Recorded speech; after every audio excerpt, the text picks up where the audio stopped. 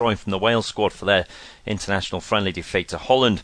The former Brighton man has trained well at Gawthorpe though, and Claret's boss stated a break from the international action could have benefited the target man. He said on the club website, everyone's come back in good shape for the internationals. Sam missed out for Wales, but he's looking good now. We're confident he'll be alright. You can never guarantee anything, but Sam has been involved in a lot of football and he's working hard in between. You never know, this rest might have been a refresher for him. Marnie, on the other hand, yet to figure this season, with his last appearance coming in a 2-2 draw against West Brom in February at Turf Moor. He has, though, completed 6 of the games for the redevelopment squad, scoring twice as he builds up his fitness. 31-year-old steps closer to making a long-awaited return. Dyche admitting the midfield man was closer and could feature against the Seagulls. Dean's certainly closer, so we'll consider his situation. We also want to ensure that he's sort of overly fit, though, similar to Kevin Long, so we will see. Michael Keane has admitted the Sunday's top-of-the-table game with Brighton is a massive one for his side. The two automatic promotion-chasing teams face off in the pick of the championship fixtures at Turf Moor. Victory for the Clarets enough to lift them into the top 2, and a slip up for Hull would see them climb to the summit. Speaking to the club website ahead of the big showdown, Keane said, a massive game for us. They've done really well, and obviously they're unbeaten. We're only 2 points away from them, though, and if we beat them, we'll go above them. So we're looking to win the game and push on at home with the fans behind us. We feel like we'll score goals, so if we defend like we did against Wolves, hopefully we can keep a clean sheet again. You're with Andy Penders on Red Card Sports Radio.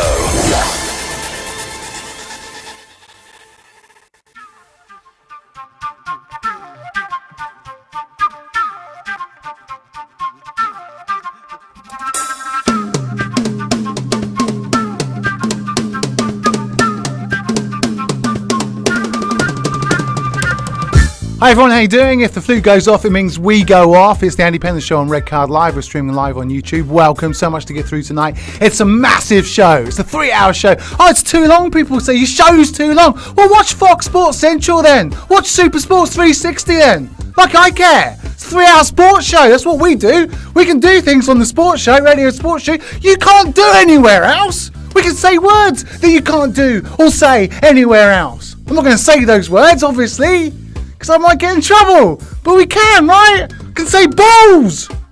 Can. On the show today, former Singapore Central defender, S-League defender, Mohamed Ismail, former S-League coach, Matt Greatorex. The big debate today is, aside from Brunei winning the S-League, a good thing or a bad thing for Singapore football? What can Singapore learn from a team from Brunei winning the S-League is what we're going to ask for you today. Etoile did it, 5 years ago, didn't they? What did we learn that time? Get involved. You can talk to my producer, Nicholas at Red Card Global. Love to get you on the show. I'm seeing so many posts on Facebook at the moment going, oh, I'm really sad that Brunei's winning the league. Sort it out there. Massive debate on tonight's show. Anyone who is anyone is on the show. Amos Boone, PJ Roberts, Shasi Kumar, Ash Tan, Roshan Rai, Timmy Dixon, Matt Greatorex, Antonio Kodinach, Mohamed Ismail, Alan Bentley. What? Who gets that on their show? Who? No one. That's who. Also, massive apology. Hands up to Liverpool fans, man. Whoa, we slaughtered them yesterday. Gave them no chance. And brilliant yesterday. Well done. We take a look at what was the performance of the season for you. Very much helped by Manchester City's tactics, though. What else? We also take a look at how Chelsea papered over those cracks against Norwich.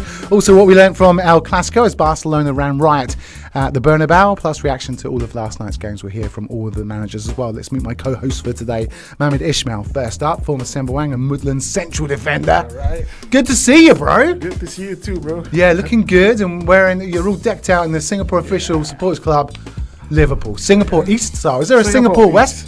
Singapore East. AWFC, as we are known, Enfield Warriors Supporters Club. Yeah, good. Yeah, good for you. And former S-League player. Yeah, I've been in the scene for... Just a bit closer to the mic, bro, just so everyone can hear you. I've been in the scene since 1998. I started off with Sembawang Rangers as a primary player. So I got myself promoted to S-League the next season on. So I played till the 2003. Then after that, I call it a day. Call it quits? Yep. No national call-up? No. Perhaps that was the point where I decided, have a family and just go that way. Got it. Great to have you on the show. We've got Yeah. plenty to talk about with Liverpool, etc. Joining him, Matt Gretrick's not on debut as Ishmael is, but Absolutely. second time. Yes, great to be back, mate. Yeah. Really good to be back. Excited. Can I just ask from a aesthetic point of view, you're both sporting the beard. Is it for Movember? Or don't tell me this is a fashion thing. It was a lazy trip to Perth. Oh, I see. That hasn't been cleaned up yet. Now, you're going to Abu Dhabi for the Grand Prix. I am indeed flying out Wednesday, very early Wednesday morning for the last Grand Prix of the season, which is always exciting.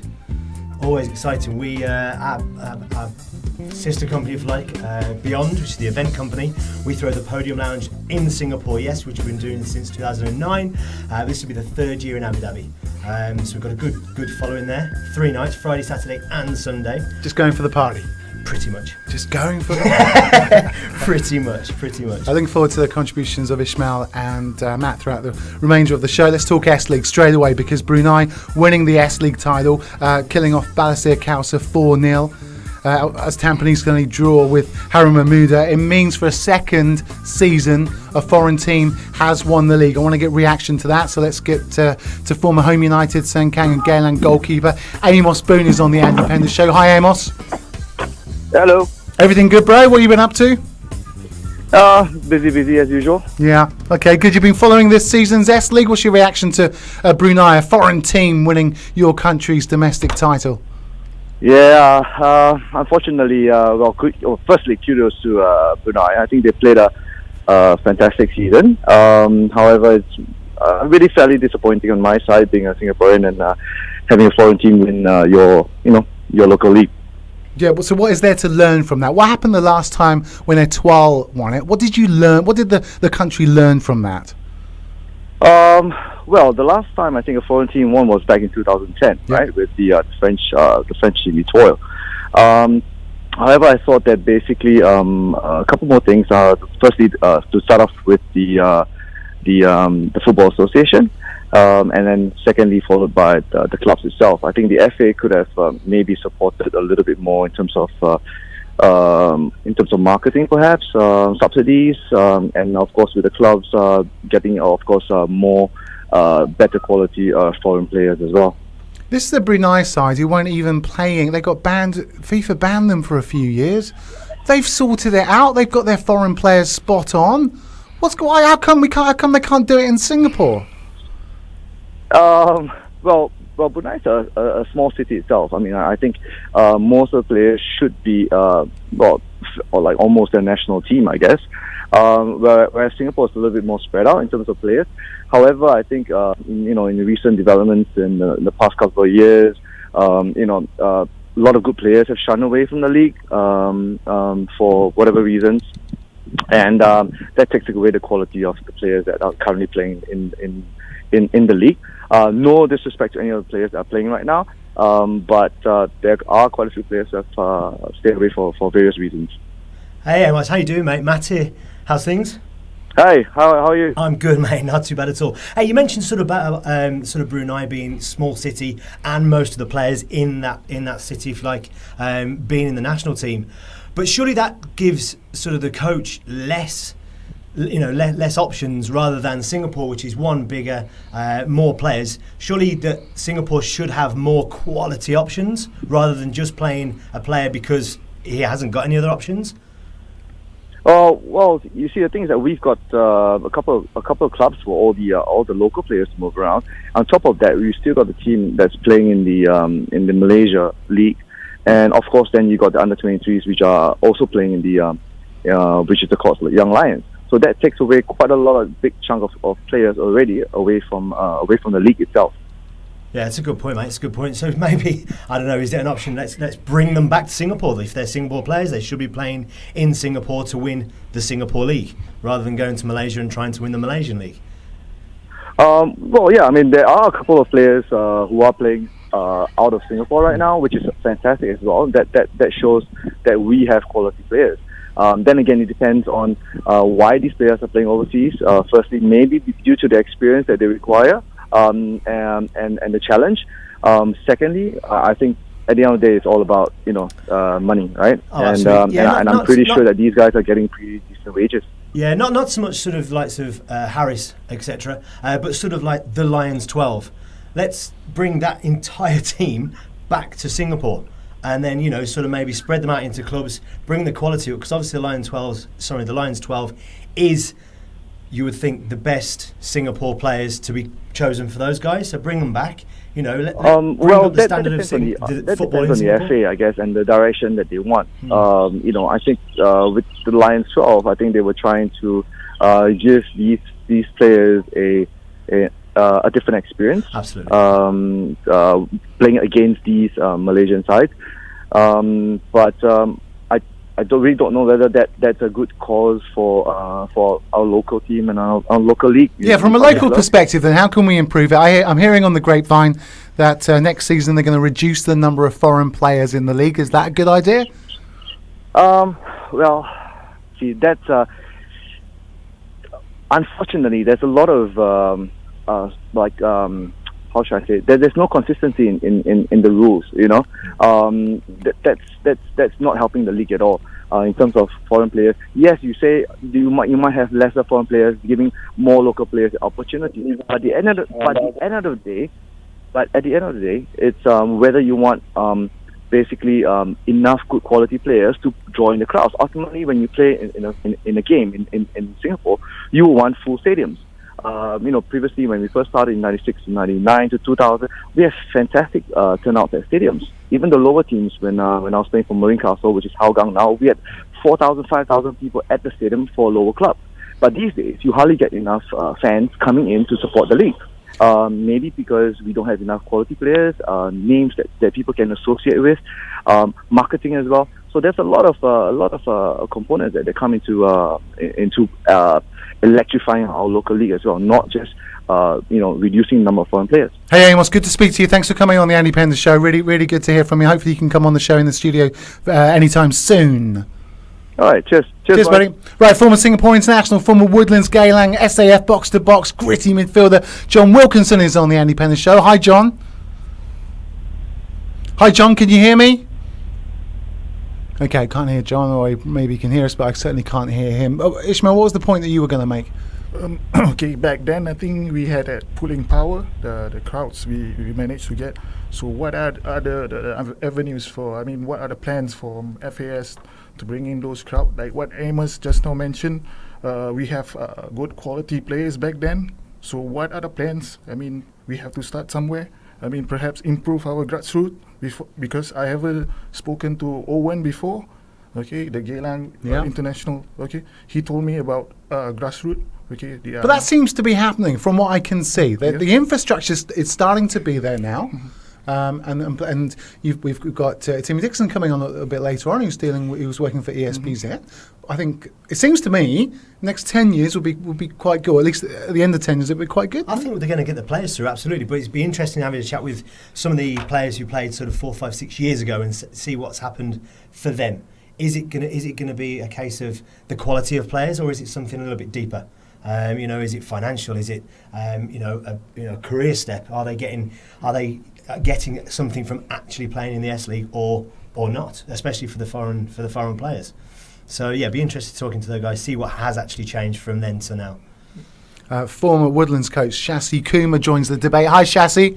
Hi. Everything good, bro? You were working on the AFC Champions League last night, were you? Yes, I was. Yeah, how was that? It was a much better game of football than last week's or 2 weeks ago. The first leg was a much better game. Yeah, Guangzhou deserved to win the title, did they? Yes, I think in the end, quality counted. Elkerson's goal was absolutely brilliant. His turn was Bergkamp-esque. Past his marker, and then a lovely finish as well. All right, we'll be talking a little bit later about Guangzhou and the effect that will have on the Chinese Super League. It's the big debate on the S League at the moment. We've already heard from Amos Boone. We've got former S League player Mohamed Ishmael. Matt Gretorik's also in the studio as well. Let's just go back to the original question, shall we? A Bruneian team winning the S League, is that good or bad for domestic football here? Personally, if you're talking about whether they deserve to win the league, then I think they totally deserve, because if you're talking about in a league of how many teams and throughout the season, they're the ones who perform consistently. So in terms of whether they deserved it or not, I think they totally deserved it. But whether it's good for the league, it's debatable. But why do you have foreign teams in the league in the first place? I think that's the questions that people need to answer. But if they are there to improve the league, then has it improved the league? That's the question to ask. Well, that's a question I'll put back to you then. I think it has to a certain degree. I have to say, I have to be fair, I have to say that I haven't been watching much of the S League this season. But if you say that other teams have improved in terms of the local teams, then probably yes. But if you're talking about by a lot, I don't think so. You talk about quality of the teams or players or the games, and I don't think so. You look at the fans, it's the number of you're talking about in terms of attendance. Yeah, it's poor, bro. It's poor. You had 23,700 at Brunei's ground last night. 23,000 in Brunei. Yeah. Of course, in Brunei. But can you get that kind of attendance in Singapore? No, you don't. No way. Not even. And we're talking about paying fans. That's more. It's ridiculous because most tickets in Singapore are all free. Free gifts. So if you're talking about in terms of attendance, then it's definitely poor. And quality of football, has it improved? I don't think so. So if that's the answer you're looking for, then I'm giving it to you. Mohamed Ishmael is with us. He has a question for you. As I was playing with you before, we have been there for back then. Good place, a good crowd, and what are the things that we can learn and improve from there, and then get back the league to where it belongs like before? It's a question that it's very difficult to answer because you got to change from A to Z. It's not, you can't just point a finger and say that the quality has not gone up and that's why the attendance has gone down. It's everything.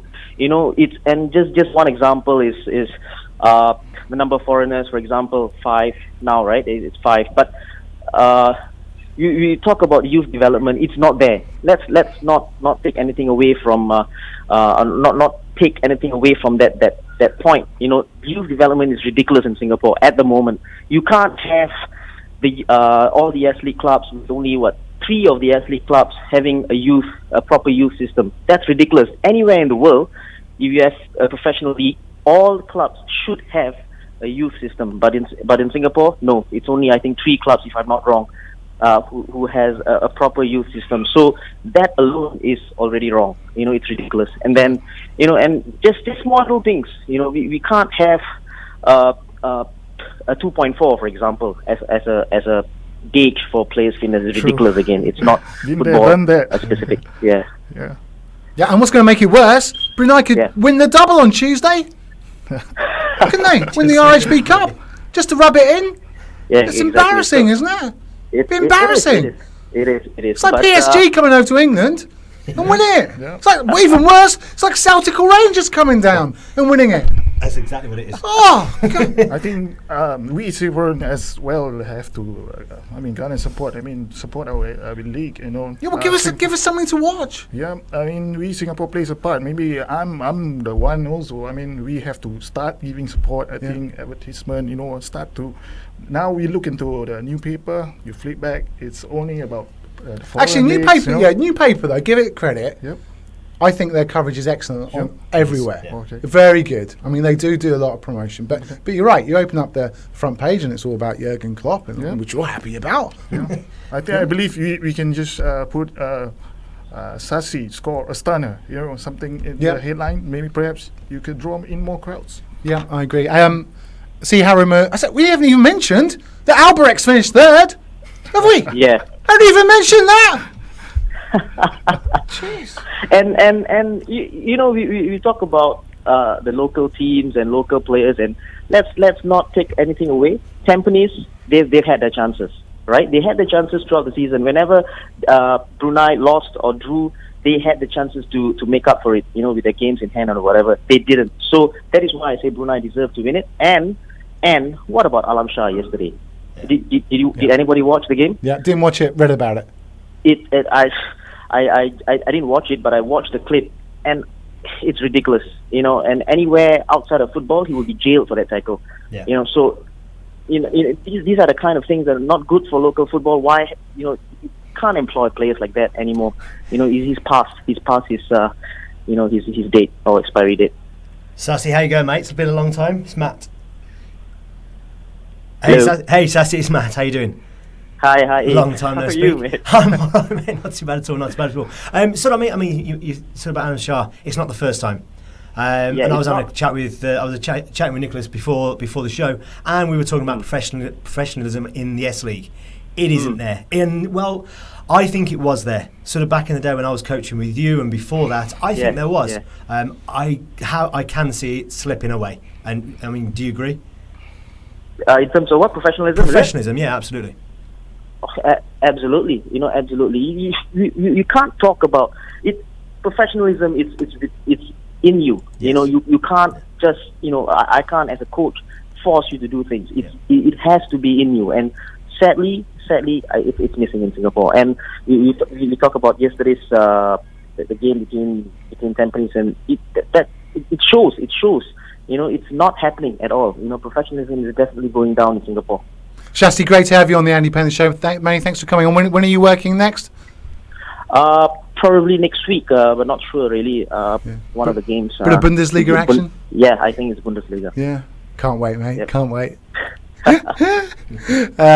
Shasti Kuma there, the former Woodlands coach on the Andy Penders Show. Also, Harimau Muda, I hear that they're thinking about pulling out next year because Malaysia want to concentrate on the 2017 SEA Games. Just to let you know. Yeah. I believe they have their own plans. I think after being a whipping boys in the current World Cup, and that, I think they have their plans. I think Johor did a very good setting up of the youth and so forth, building on to the championship, Asian Cup champion. I think they are starting to have a plan there. So I think by pulling out, it's a good decision. We're on the Andy Penders Show. Mohammed Ismail, former Sembuang and Woodlands central defender, former S League coach Matt Gretorick's also on the show. Joining us now is former Singapore international, along with his kids. It's John Wilkinson. Hi, John. Hello, Andy Penders. You working tonight, bro? I'm not working tonight. Well, I'm kind of working. As you said, I'm with my kids, and that's work in itself. Hey, let me just tell we've had a number of people on the show. Shasi Kuma's been on, Amos Boone has been on, we've got the boys in the studio. The simple question we start off with everyone is Brunei winning the S League a good thing or a bad thing? Well, of course, it's a bad thing. It's only the second time that a foreign team has won the S League, and that's never a good thing. It really isn't. The last time was Etoile a few years ago, and that was a group of French lads, semi-professional, some of them professional French lads. And now you've got Brunei, even though they had the biggest budget in the whole of the league and they should be winning the S League at a canter, still certainly not a good thing. Why is it not a good thing? Well, it's not a good thing in the fact that you get a bunch of semi-professional lads from Brunei, a lot of them very, very young. They get paid peanuts, and then you get some good foreigners with good pedigree getting paid upwards of 12,000 US a month. More than that, just to come in and smash the goal scoring charts as Ramazzotti has done. You get a former Premier League coach that comes in, and they just I don't think they've performed that well all throughout the season, and they still won the S League. The league's really, really suffering. It's been suffering for a long time, but it's been hit hard by the fact that the Lions 12 have taken all the current national team players to go over the causeway and play in the M League. When you were at SAF, would you bash this Brunei team? If I was at Singapore Armed Forces? Yeah, that team. Oh, of course, yeah. Of course. And we'd have comfortably beaten them consistently about 5 or 6-0. And that's the state of the league. That reflects the state of the league. And when I was playing for Singapore Armed Forces, we were in a similar position to what Buriram are now. We were the best team in Southeast Asia. Singapore had the best club side in the whole of Southeast Asia. Now, the best club sides from the S League get hammered 5-6-0 by sides from Indonesia comfortably, like the Warriors did recently. The Warriors losing to a side from the Maldives in the AFC Cup. Yeah, and you got Tampines now in the AFC Cup next season. You got a fear for them as well, do you? Sorry? You got Tampines in the AFC Cup next season. Yeah. I'm not really enthused by that. Not looking forward to that. I think they'll struggle, just pure and simple, because they haven't got the budget. And Sundram Murthy, who's a good coach, who knows how to win games on the continent, I don't think he's going to be handed the budget. Tampines are in disarray, really. A lot of the boys don't know what's going on for next season. The godfather there, Teo Hock Singh, stepped down because of health and other issues. And a lot of the lads just don't know what's going on. But there isn't a lot to choose from. There isn't a great pool of players to choose from at the moment, because, like I said earlier, the best players domestically are playing over the causeway for Lions 12. They've pickpocketed all the best players. And what are you left with? I'm sorry, but you're left with the chaff. Okay, well, stop moaning. What can we do to fix it?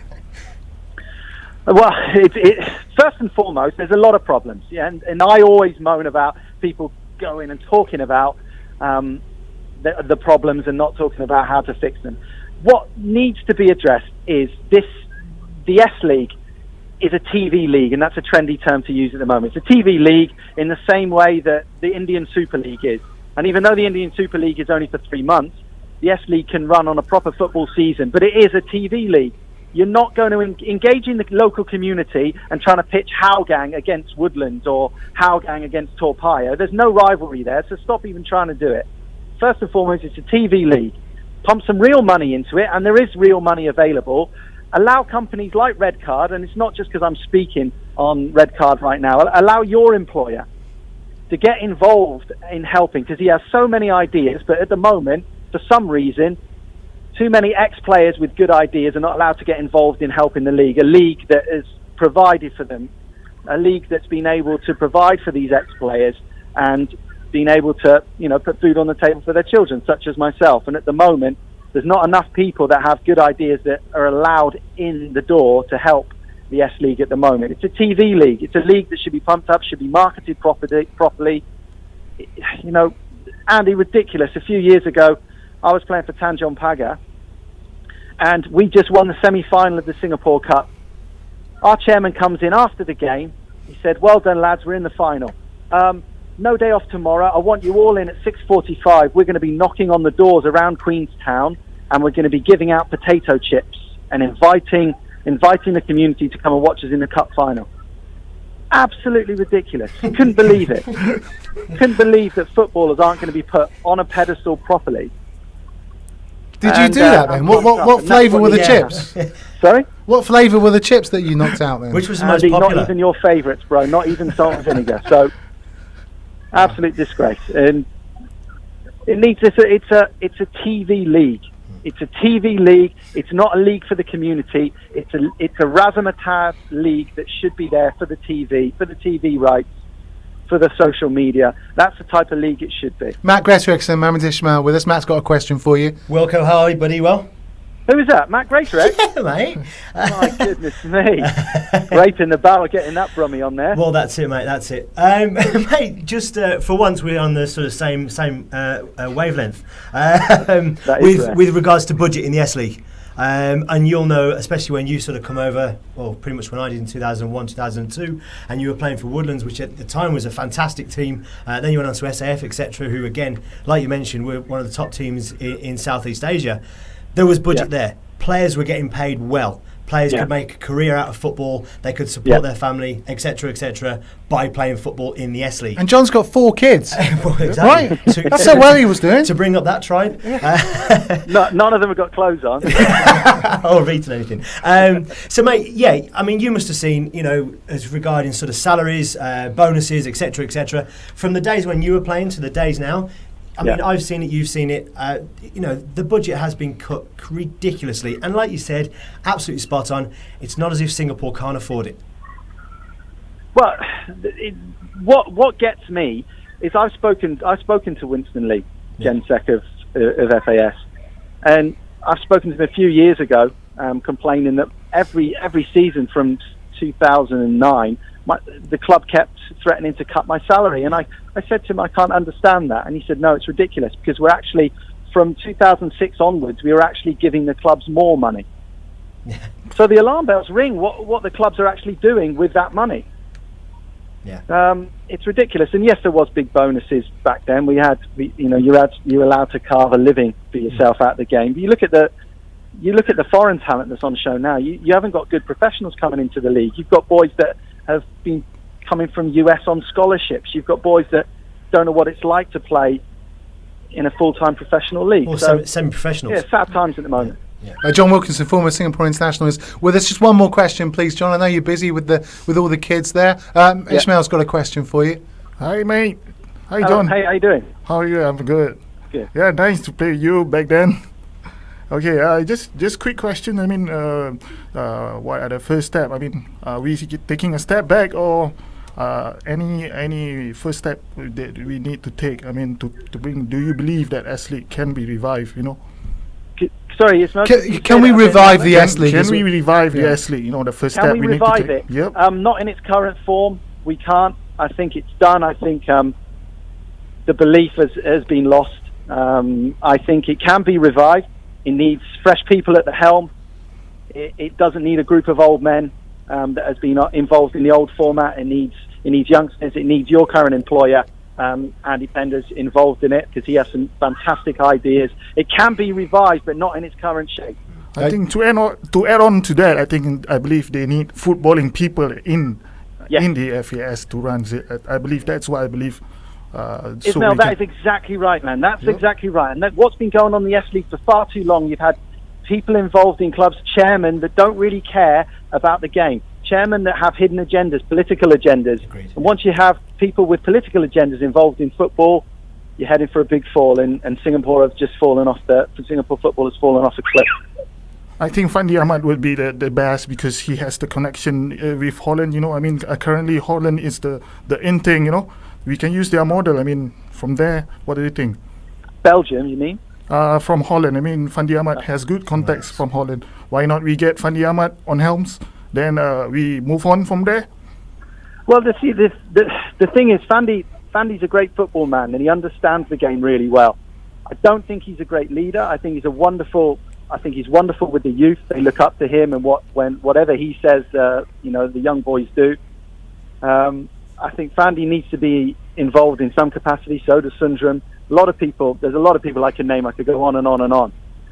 But you also need the business-minded people as well. Hey, John, fantastic to talk to you. Thanks for coming. I know you're busy tonight. What with the kids and stuff? When are you working next? I'm working again during the week with you, Andy, on Mekong Cup. I've got a bit of Toyota Mekong Club Championship previewing to do on Tuesday. Love it. Love it too, bro. Regards to the family. Thanks for coming on. Appreciate it. I will do, mate. Cheers, boys. See you, mate. Right. It's the big debate on the Andy Penders show. We've been speaking for half an hour. It's gone very quick, hasn't it, on the S League, on Brunei winning the S League. We've already heard from former Home United goalkeeper Amos Boone, John Wilkinson, former Singapore international, Shasi Kumar, former Woodlands coach, has been on in the studio, former Semboang and Woodlands central defender Mohamed Ishmael, Matt Gretorix, also on the show as well. Don't forget, also coming up, we'll take a review of what happened yesterday in El Classico as Real got battered. We'll also take a look and see what happened when Manchester United beat Watford. We've also got Manchester City losing to Liverpool as well. Good points the boys made, right? Matt, you're nodding your head? Very good, very good. From a local and sort of foreign player perspective as well with the boys, I think they must have seen it change disappointingly. Former Barcelona SAF midfielder Roshan Rise on the Andy Penders show. Hi, Roshan. Hi, Andy. You okay, bro? You busy last night? Yep. AFC Champions League, or was it Bundesliga? It was AFC Champions League last night for me. Yeah, nice, bro. Guangzhou just too good, huh? Yeah, too good throughout the competition as well. Quality that they have in their side, absolutely brilliant. And, great tactics from Scolari as well, coming in after Cannavaro got let go, and, he's done well for this team. Done really well. Yeah, we're going to be having that discussion with Ash Tan a little bit later on in the show. The big debate at the moment, though, is Brunei winning the S League title. We've asked John Wilkinson, Shasi Kumar, Amos Boone, and the guys in the studio the one very simple question: is it a good thing that Brunei have won the S League domestic title this season? Yes or no? Well, I don't know if it's as easy as a yes or no answer. I think this is pretty much Brunei's national side. Playing in the S League, of course, with the foreigners, and they've got the money to spend. I think it comes down to finances. I think this is a Brunei side that probably should have won it last season. They choked SAF or Warriors FC eventually won that, and it was disappointing from the local clubs this season, actually, to be honest. I mean, they can't compete with this Brunei DPMM side in terms of financially getting quality foreigners to come in, and that for me was the big difference. Yeah, all about the foreigners. Interesting that the new Tampines coach, and I quote from him, what to do next season to try and be competitive. We need to eradicate the mistakes we made this season, such as not being able to kill off matches, not being fit enough, not investing in youth, and having a squad that are too old. I mean, there's just problems throughout, aren't there? And how can we fix it? Well, it's been going on for a while, to be honest, Andy. I mean, you look at how the league has suffered throughout the years. We've got teams that have dropped out. Woodlands, one such club, Tanjung Pagar, another. Over the years, there have been various. Jurong FC is another one that's dropped out in recent times, and it's a problem with the system. I mean, we're not even getting and I go back to the quality of players that we used to have. We used to have our national team players playing in the S League. You know, you mentioned some names there. Sasi Kumar, John Wilkinson were playing in the S League. The likes of Khairul Amri were playing in the S League when I was playing in the competition, and they've obviously all gone away now to the Lions 12, and they're playing in a competition in Malaysia, which doesn't really help us locally. It doesn't help the league. Maybe it helps Singapore at the national level. These players are playing together, getting that exposure in front of Malaysian crowds. But league-wise, it doesn't help. It doesn't help the competition. Okay, well, improving the league, do we need to have, Roshan, people that have been in football at the very top, as John Wilkinson has just alluded or said? I think so. I think you need people in there that know what they're doing. I don't think they have that at the moment. And you know, you can't just take people from with a military background and just place them in a leadership role and expect them to perform. You know, I'm not sure if they're getting the right kind of support from the FAS as well. It depends on what the FAS is looking at. Most likely, from what I see, it almost seems like the S League is, you know, maybe third or fourth priority for the FAS at the moment. They're looking at focusing more on development at an international level. Would you agree with the notion to have less foreigners in the league next season? I don't know if that makes sense. I don't think it's about less foreigners. I think it's about bringing in quality of foreigners. You know, we hear stories about certain players coming in and getting interviews with coaches over LinkedIn, you know, sending over a resume and not coming in for trials and things like that, not being scouted. You know, we used to have the likes of Perez de Oliveira, central midfielder, used to score 33 goals in an S League season. We used to have, you don't even have to look very far, we used to have Thai players coming in, the likes of Tertsak Chaiman, at one point in time, probably one of the best players in Asia. And, you know, the likes of Suti as well used to play for Home United. We can't afford that caliber of foreign players anymore. So it's not about whether we should have 3 foreigners, 2 foreigners, or 5 or 6 foreigners. I think it's about what's important is getting the quality of foreigners to come in and actually helping these local boys to develop, because there's no point getting a foreign player to come in as in central midfield, for example, and play short sideways passes 3-5 meters. You know, you can get a local boy to do that. You need someone that can actually change games, excite the fans, and try and get people to come back into the stadiums. Okay, Roshan, with regards to, I think, do you think that the supporters in Singapore plays a big role in getting back the S League on track? Of course they do. I think supporters need to give the league a chance. I think you look at the S League and you look at the Malaysian Super League. I mean, you look at in terms of local players, in terms of Singaporeans and Malaysians, there's not too much of a difference, and you can see that especially on the international stage as well. I mean, our Lions 12 play in the Malaysian Super League. You know, they don't do exactly that well. They've only won 1 title so far. But they're doing better on the international stage, whereas Malaysia, you know, you've got your Malaysian players playing in the Malaysian Super League, not doing so well on the international stage. Fans need to understand that, you know, get rid of that nostalgia factor. You know, stop pining for those Malaysia Cup glory days.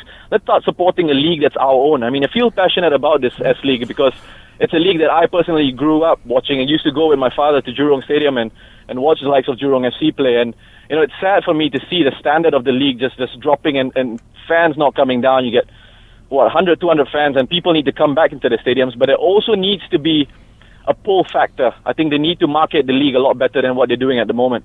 Roshan, you make a good point. Sorry, mate, this is Matt. You make a good point about the difference between us sending over the Lions 12 and Malaysia sending over Harimau Muda. Harimau Muda are a very, very young developmental team. A Lions 12 are probably, you know, the cream of the crop of Singapore. You know, right. And you know, they're sending them to Singapore to get international exposure, playing against different players. We're sending Lions 12 there just basically to win it, which, like you mentioned, they've only managed to do once. Surely you keep your you try and keep your best players in your country. Obviously, yes, there are going to be the likes of sort of Harris, who has gone to Johor, who are going to leave. for whether it be financial, whether it be experience. But to send an entire team of quality, absolute quality players to probably the biggest rival that Singapore has, it's massively sort of taken away from our own league. Well, exactly. That's exactly what I mentioned earlier. I mean, when I used to play in the league, we had our best national players playing in the S League, and the quality was there. So now you're taking out, it's a bit of a talent drain. And you're going over to Malaysia. I don't think the standard is that different from what we have in Singapore. So if you bring our talented local players back and try to make this league competitive, try and get some money into the game here, I think it could work. Hey, Roshan, lovely to have you on the show. When are you working next, bro? Tonight, actually, Bundesliga. What's the big game in the... What is it? It's Hertha Berlin and Hoffenheim, followed by the two promoted clubs, Darmstadt and Ingolstadt after that. The hipster's choice, Ingolstadt? Yeah, they're doing well. Darmstadt as well, so it should be an interesting contest. Roshan, can't wait. Massive hint of sarcasm. No, can't wait. Brilliant. That's Roshan Ray on the Andy Penders Show there, former Balestier and SEF midfielder. We've already spoken to former Woodlands coach Shashi Kumar, John Wilkinson, former Singapore international, has been on, Amos Boone, former Home United Sengkang and Geylang goalkeeper, also on the show as we review what happened yesterday. Just a reminder that Brunei DPMM under Steve Keane, and I thought John made a good point, former Premier League manager Steve Keane. It's not even been mentioned, really. has led them to an S League title, the second time that a foreign team has done that. Top goal scorer Rafael Ramazzotti, the Golden Boot winner, bit of a cult figure among the fans already. Looked very tasty indeed. Yes, and yesterday, of course, I hate saying of course, that as a sports presenter, if I say of course again, then shoot me. All right, I'm buying time. Damn. It's the first, of course, I've had, Nicholas. Second, you just said it again. Second. Jeez, that does more in. Sorry, everyone at home. I'm an experienced sports broadcaster. Harimau Muda unlikely to figure next season, by the way, as Malaysia try and get that SEA Games 2017 project underway. We're hoping to speak to more players. I'm getting the nod from Nick, so let's bring it back into house. Well, it's been a bit miserable, hasn't it, Matt? Very. No one's... But it's also been very passionate. That's the good thing as well. But no one's actually been able... I mean, I think Roshan said at the start, it's not as simple as a yes or no, is it good for Singapore football? Well, I know that. I know that. I was just trying to prompt him. It should be. And no, of course it's not good because it's not Singapore. Why is it not good? It's not good because it's a Singapore league. Yeah. Singapore should be pushing every single team to win that league. Are they? Not every single team, I don't think so. Should be a good thing for Singapore because it's like, hey, here's a kick up the backside.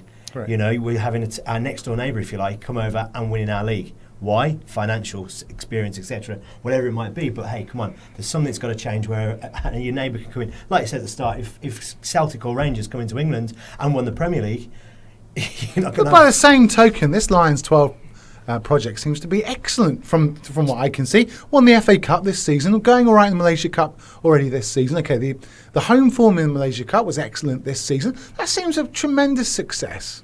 I think it's a good success. What's the problem? I think it's a good success for that team.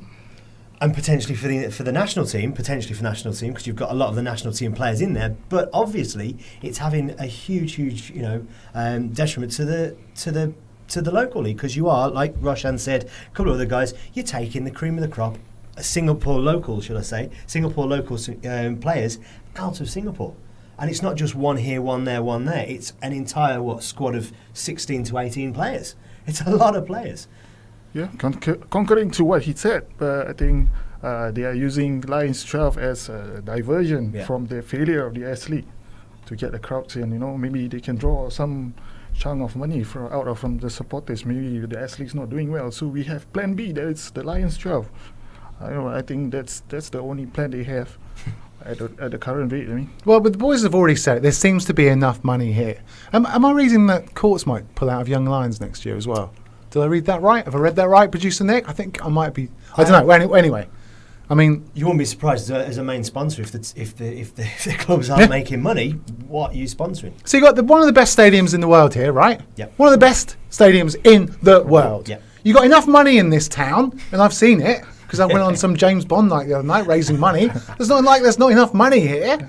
So why don't we bring Why don't we bring some Class A players, just like the Indian Super League is doing? Nicholas Anelka, Zico, Carlos, Roberto Carlos. It's about priorities. David Trezeguet. It's not the government's priority to push the S League. Former Geylang box-to-box midfielder PJ Roberts is on the Andy Penders Show. Hi, PJ. Andy, how are you doing? Yeah, sorry, g'day, Peach. G'day, mate. Working tonight, bro? Mate, yeah, popping into the studio to cover a bit of Bundesliga action, so looking forward to it. Oh, look, so you got the two promoted clubs coming on tonight. You got Darmstadt and Ingolstadt. Oh, mate, we love a bit of that. Mate, I'd love to hear your pronunciations of all these German players, son. Mate, I bet you do. Mate, you've been with it for over a decade now. Ligue 1, Serie A, mate, I've got them all wrapped up and under control. Peach, the big debate we've heard from really passionately too, from the likes of Roshan Rai, Shashi Kumar, John Wilkinson, Amos Boone, about the state of the S League right now. It's just been won by a foreign team for the second time.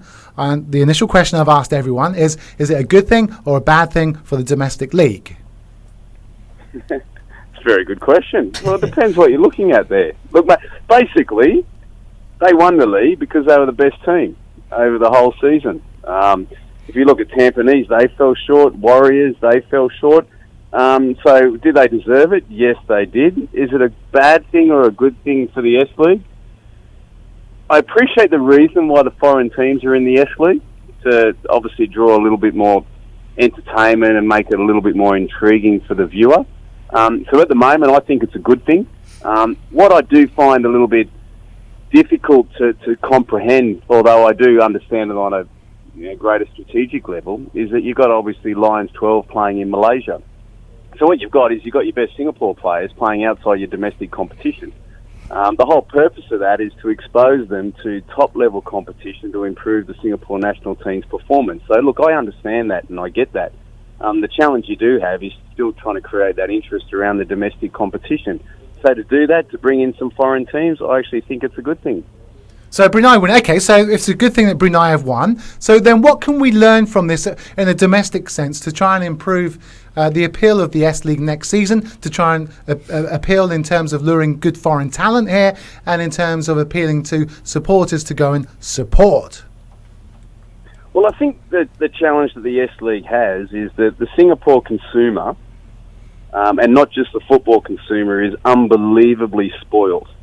The Singapore national team struggles to get a good crowd these days, which is really disappointing on a number of levels. So how do you expect an S League club to generate massive fan support when you're actually going to get more people to go and watch a Liverpool, Manchester United, Old Fellas Masters game than you will to watch the Singapore national team in a proper competitive performance?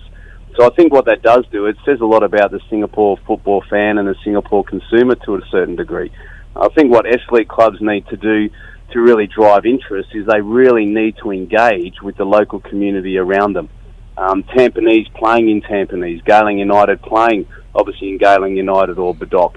They need to engage with the schools, the communities around them to generate that community support. Look, I remember when I was playing in the S League 12, 13 years ago, I was actually playing in Malaysia prior to that. And Singapore's S League had a great reputation. It was perceived really well. It had a really strong brand. There was really good crowd support. There was good rivalry. That's unfortunately diminished over the last few years. So I think for the local clubs to really get back and maintain that interest, I think they need to engage with the local community, and I think you need to reduce the number of foreign players. I really do. I mean, if you allow 5 foreign players per team, basically you're giving 6 Singaporeans the opportunity to play every week in each club. That's not enough to drive that local engagement. Yeah, well, reports are that the foreigners will be reduced next season, so that's pretty good. But seems to me then, if what with the Singapore public spoilt or the Singapore fans spoilt, you're never going to turn this around. They're just not bothered. They just don't care, do they? Well, I'm not purely pointing the finger at the Singapore fan, because I mean it's an issue in a number of countries. But if we quite simply compare, say, Singapore to Malaysia, and we look at where they've evolved over the last, say, 15 to 10 years in football, a lot of the top clubs in Malaysia are getting very, very big crowds. The fan engagement is enormous. And again, this is at the same time when through pay TV, you can sit at home in your lounge room and tour the world watching all the top leagues. The Singapore consumer is very, very different in that regard. So look, I don't think it's all lost. I think a lot can be done around that. But it is challenging. I think that the biggest point, though, I think that the biggest issue is that you've got Singapore's best players not playing in Singapore. I think that's an issue for Singapore. I understand the reason why Lions 12 is playing in Malaysia. It's to obviously expose these players to a higher level competition on a regular basis to improve the national team's performance. I understand that.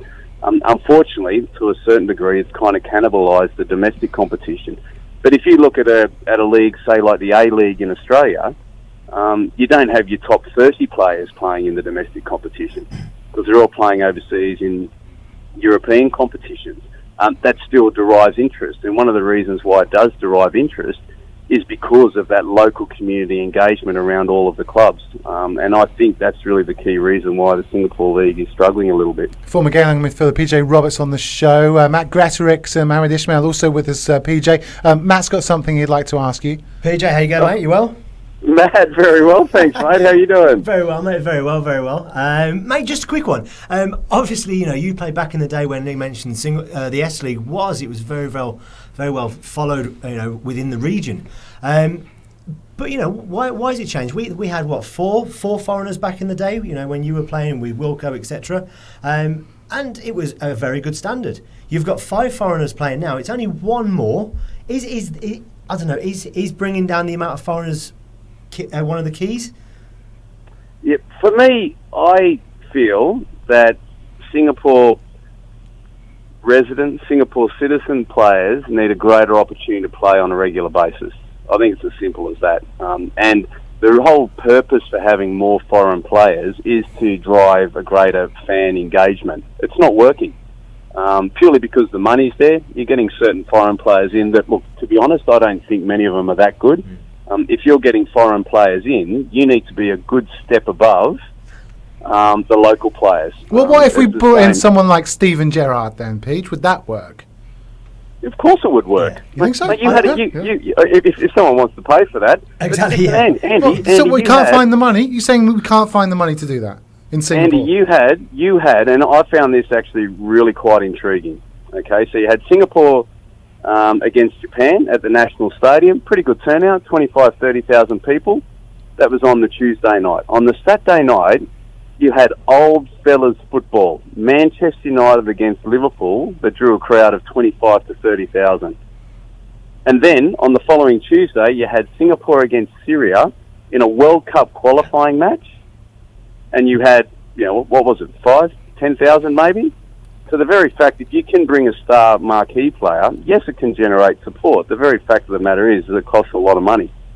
If you're bringing in substandard foreign players, unless they're a true step above, I don't think it drives that fan engagement. I think you're right there, mate. Sorry, I think you're definitely right. I mean, back in the day, yourself, Wilco, Esad, even going back further, Esad, there was every single foreign player was quality. They were different. People were coming to follow those. People who bought a shirt had their name on the back of their shirt. They were exciting to watch. Whereas now the foreign players, there's a lot of local players who are better than them. And they're just getting them over to fill a spot. Mohamed Ismail wants to make a point, please. Hang on. Andy, sorry, just quickly on that one. And for the Singapore footballer here, it will bring a level of animosity. Having played overseas as a foreign player, in a few countries, you've got to walk in there and you've got to perform, and you've got to perform above and beyond the domestic players. Simple as that. Yeah. Otherwise, the domestic players are looking at you thinking, hang on, what's going here? It was the same when I was, say, playing for Perth Glory. We had a couple of foreign players that came over, and if they weren't a good step above, it was really difficult for them to earn the respect there. Yeah. So there is a level of animosity. So if I'm a Singapore player, and I know that our local club can have 5 foreign players, I'm sitting there thinking, well, hang on, where's the opportunity here for me? Where's the purpose here for me? Yeah. Cheers, PJ. Ismail here. Okay, just a quick one. Yeah, hi, I'm good. Okay, just a quick one. Do you think that, Singapore supporters, those like glory hunters. I mean, they want just instant success. From what I'm seeing, as a point of view, I'm a Singaporean itself. I think we want success. I mean, we don't give time to these teams, Singapore teams. I'm guilty of it. I have to admit. Maybe next season I'll see how to go about in doing it, because I'm managing a supporters. Did you go to the Masters game, Ishmael? Yeah. Did you go to both the national games? No. No, see, there you go. Yeah, that's right. I'll be honest with you. I mean, the standard of football had been down. I think maybe next season I feel for this national team. I mean, it's our responsibility to get back. I mean, now I'm here. I've listened up. Then I think we need to educate the supporters. I mean, to support your national team. Ultimately, they are the ones representing the country. We're going to create the atmosphere like what JDT has, Malaysia crowd has. I think we have to work on that as a supporters level. That's what I think. Yeah. How do you think, PJ? Yeah, no, look, Ismail, I agree. And look, I mean, Singapore's not, the only country that struggles with that, to be honest. I mean, you look at the Malaysian national team at the moment, even given the massive support of a number of their domestic teams, such as Kelantan, obviously Pahang, JDT, because the Malaysian national team has had a few poor performances, the level of, attendance at some of their games and the support for them has kind of wavered. And this happens in a number of countries. I think it's just a little bit more amplified here in Singapore, where the consumer is massively spoiled. I mean, you can sit at home tonight and you can watch every single league. The Real Madrid Barcelona derby is going to get an awful lot more coverage than any Singapore national team coverage will, which is disappointing. In a number of but countries, actually, not in Singapore, it won't, Peach, because no one's showing it. But yeah, carry on. Yeah, that's very true. It's obviously not that important league for all the broadcasters not to want to pick it up. Then obviously, Bundesliga is the main one now. I heard that's massive now, Peach. Yeah. It is. But enjoying it, mate. Enjoying it. But look, I'm having been in Singapore now for 13 years. I'm obviously massively passionate about the state of domestic football, and there's some great young players coming through. There's some really good, obviously, national team players that are playing overseas.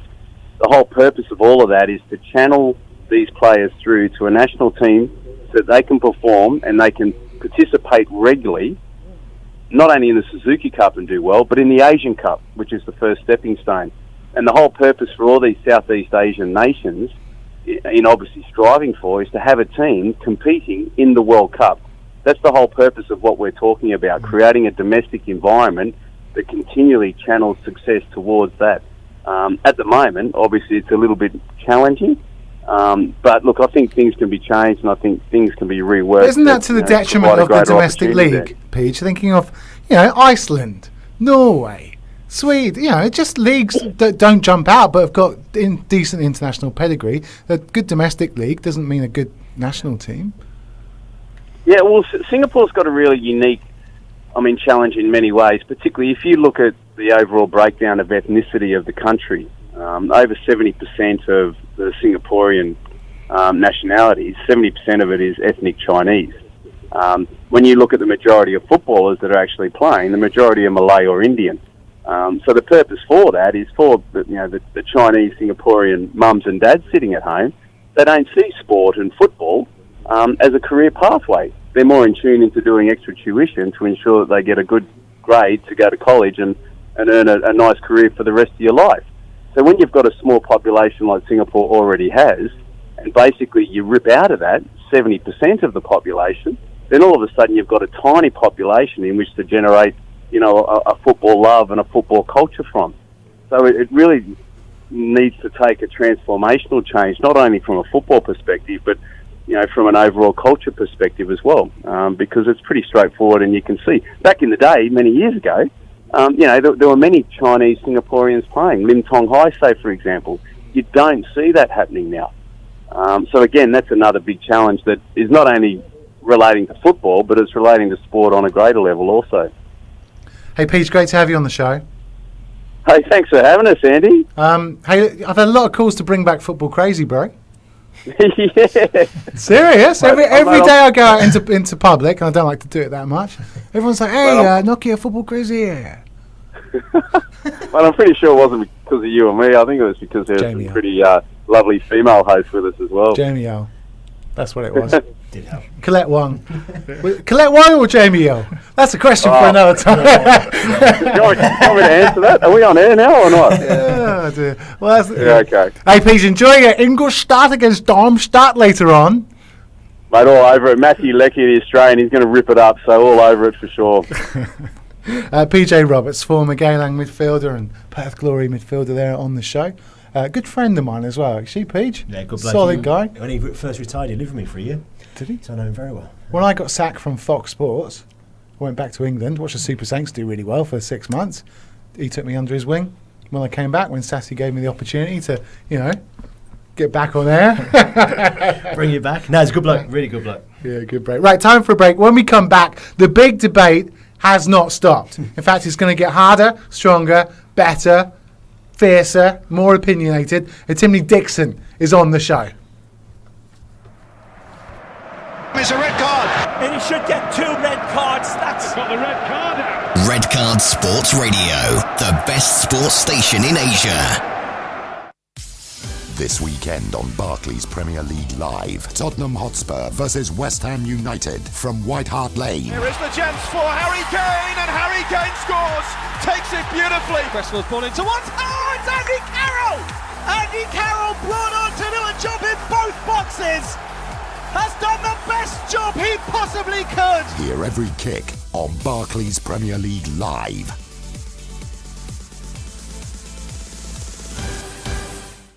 It's Sunday night with Andy Penders on Red Card Sports Radio.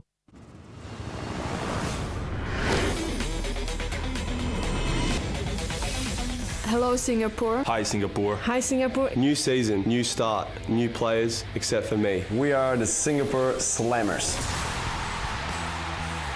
The very best players in the world is joining forces this December. We have a team full of exciting talent. I'm so glad to be part of the IPTL this year. I have such a great team. I'm so excited to play with Novak Djokovic and with Kristina Pliskova. She's a very good friend. There's Novak and Nick.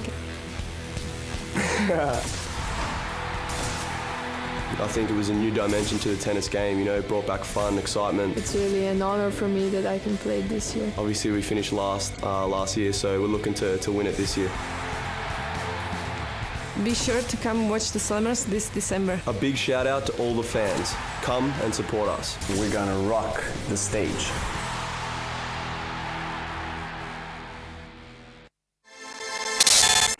You're with Andy Penders on Red Card Sports Radio.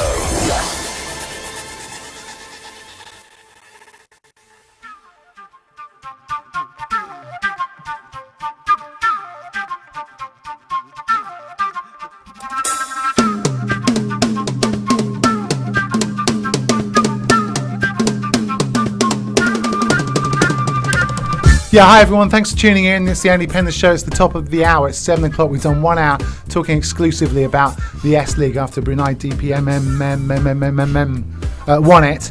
We've already spoken to former Singapore international John Wilkinson. Shasi Kumar's been on the show. Roshan Rai's been on the show. PJ Roberts has been on the show.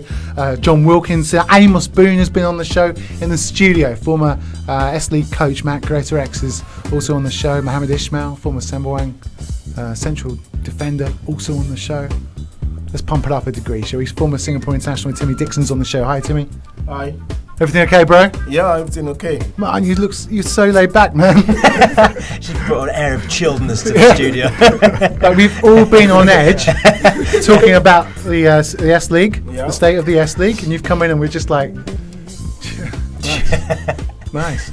Hey, the question I've asked everyone with Singapore football experience, such as yourself, is Brunei winning the S League domestic title a good thing or a bad thing for the domestic football scene? For me, anybody can win the S League as long you are determined to win, because the S League is meant for everybody, for all the teams. If you are ready to win the S League, you go ahead and win it. Sure, I'm sure they deserve to win it, but is it good that they're in the league in the first place, and how can we improve the domestic league? Well, for me, there are a lot of things to do, because we Singaporeans, we have to look at ourselves and you know, and then playing against foreign teams like DPM and other foreign teams are in the league. So we have to like be more serious in the league. Playing against them will be more competitive or more, you know, and our training more disciplined. So what are we there for the first place? Are we there just to play the league or to win? Like we have like the Home United, the Tempenies. They should look at themselves and ask, what am I doing in the league? So there should be more fight and try to win the league for Singaporeans. This is my own opinion. Matt. Timmy, you obviously played in the heyday of the S League with the likes of, you know, Wilco and PJ and Precious as well, and it was a good standard then. It was well respected throughout Southeast Asia. You took a spell off and came back for a spell. What was the main difference that you saw from when you were playing, took time off and then came back? What was the main difference you saw, whether it be in the players, the club, the setup? I don't know. I think it takes a lot of determination to come back and play, because when we are playing then in the S League, we will have good local players, good foreign players, you know. In Sapsa, in Home United, you know, you can see the atmosphere is very nice to play. So then it was good to play, because your aim there, you want to win you see Home United, they want to win the league. You see Tempe, they want to win the league. So it's more focused then, it's more harder then. So everything, when you lose game, it's like something like you tell yourself, if you don't win it the next game, you're going to go down. So so mate, do you think, I mean, is one of the things you've seen, do you think the passion's gone out of the Singapore game? I think for now, the passion is out for Singaporean football. We have to bring it back. Absolutely. And how do we bring it back? There should be more commitment in financial commitment, more everything have to come in. Sponsor, because you know the S League there's no money, player don't want to play, this kind of things, you know. There should be like know what to do in the league, because I think for me the league is going down, you know. The mindset is not there, so we have to fix everything back. So the overriding thing is, right, from all three guys in the studio, all the 6 guys we've had on the phone, everyone really cares about this. There's real passion for it, to fix it. Right, Ishmael? Yep, I think such a wonderful player in Timmy was when I was with him. Awesome. I think what we are lacking down here is, I think what he mentioned just now is about professionalism, where I think some of the players just be in the league, just to play in the league, but not winning it, thinking that we can win this. I mean, just having the sake of playing for S League. Yeah. Really, you're actually going to blame some of the players for not having the determination, the heart to perform to the best of their capabilities? Really? I would say they need to earn a living. Is it because they don't know where the next dollar or the next contract is coming from? Is this the problem? Yeah, because previous season when we started playing together, I mean, the passion is there. I mean, there's a few, 3-4 teams are going for the S League, whereas now we only see 2 teams. Just we have DPMM and also Evergrande. Last time the professionalism was there. I think we get the right people on helms to help. I mean, discipline us. I mean, the professionalism is there. But now I think it has gone down a bit. I mean, we have taken a step back. Hopefully, I mean, like what I say, I agree. Professionalism has to be there to be top players and also winning things. We have to start to think. I mean, Singapore team have to start to think to win things. I mean, win the S League. Which this guy's done in 2004, done in 2007. Yeah. Hey, I was there for that. How brilliant was that? How brilliant was that in that stadium? The passion, you know. When we play, there's a passion, you know. When in the national JC, playing for your country, you're representing so many things. You're representing your family, you're representing yourself, you're representing your country. Seeing the fans coming down to support you. So the passion is there. I think from there, I don't know what happened, because we lost the fans. No more fans coming to the stadium to support the team. You see, when we lost the fans, it's very hard to get them back. How can we get them back? How can we bring them back? How can we convince them that we want the league to succeed? So the area we have to work. A lot to be done. It's not an easy job. It's a lot to be done. And the thing is, from what I can see, I know that some of the chairmen have come under some criticism from some former players, but all the chairmen that I've met, they all seem to have the right agenda. They all seem to have some passion behind it because they share this. I think they've got the passion when they first come on. I think they've got the right agenda when they first come on. But when things don't, and I think Ismail mentioned it earlier, when things don't click immediately, they lose interest. They're like, hang on, I'm putting this money in, I'm not seeing immediate results, let's take it out. For some, clubs such as Jurong, such as Gombak, such as Sengkang, such as Woodlands, they've been taken out. Just a team disappears from a league. It's a very, very strange happening. I don't understand how it can happen. I understand that when people invest in something, if it's not happening, they might want to move. But you don't invest in a football team. It's not like it's very strange. It's not like a car and you just trade it in. For me, you're messing with people's livelihoods, lives. These players who are playing for you, it's their job. They've got families, they've got houses, etc. You shut down a team, it's like shutting down a company. And how many companies shut down all the time? Not very many.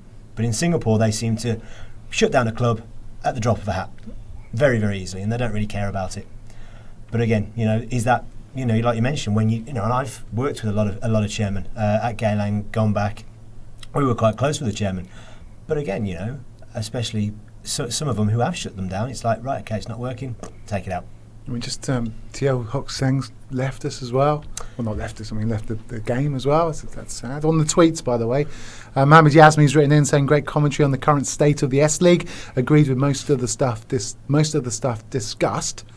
Most of it. What do you agree with there, Yasmi? Alima said, Brunei DPMM to be double champions. Of course, got the RHB Singapore Cup coming up on Tuesday. They're already winning 3-2. Yeah. Who's going to go and watch that? I think, no one. Exactly, nobody. I remember my first game, and I think it was Balestier. Got there 3,000 players.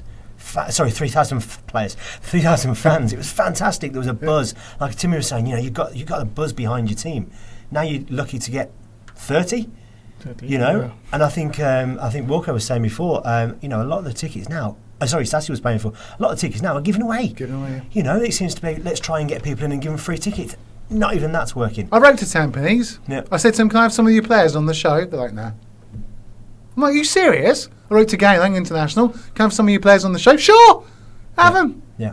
What's wrong with Tampines? Anyway, congratulations to them on finishing second. The AFC Cup as well next season. Yeah. That's all good. Hey, tell me, who was the best player you played with? Singapore player that you played with? A lot of them. A lot. Yeah, in the mic, bro.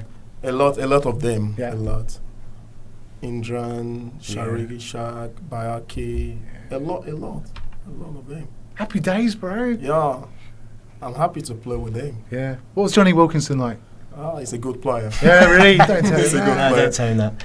Don't tell him that. Hey, Timmy, do you think, especially the national team, I know it's sort of taken away from the domestic. You're obviously one of the I don't know what they call them, foreign imports. Foreign that's players. it. Foreign scheme. That's sort of that's been taken away. Yeah. Do you think that made a big difference? Yes, of course it made a difference to the national team. Did it make a difference to the domestic team? And do you think they should maybe bring it back? I said this before, they should bring it back because all over the world now, they are looking for players who can play for the national team. Even in Nigeria, they go to London, they go to Germany, they go to other part of the world. They can discover young Nigerians who are using foreign passport to come and play for the national team. So they can do it because it's useful. Absolutely. I think it's debatable as well, because our local, Singaporeans doesn't like the idea. We limit the national team space, place.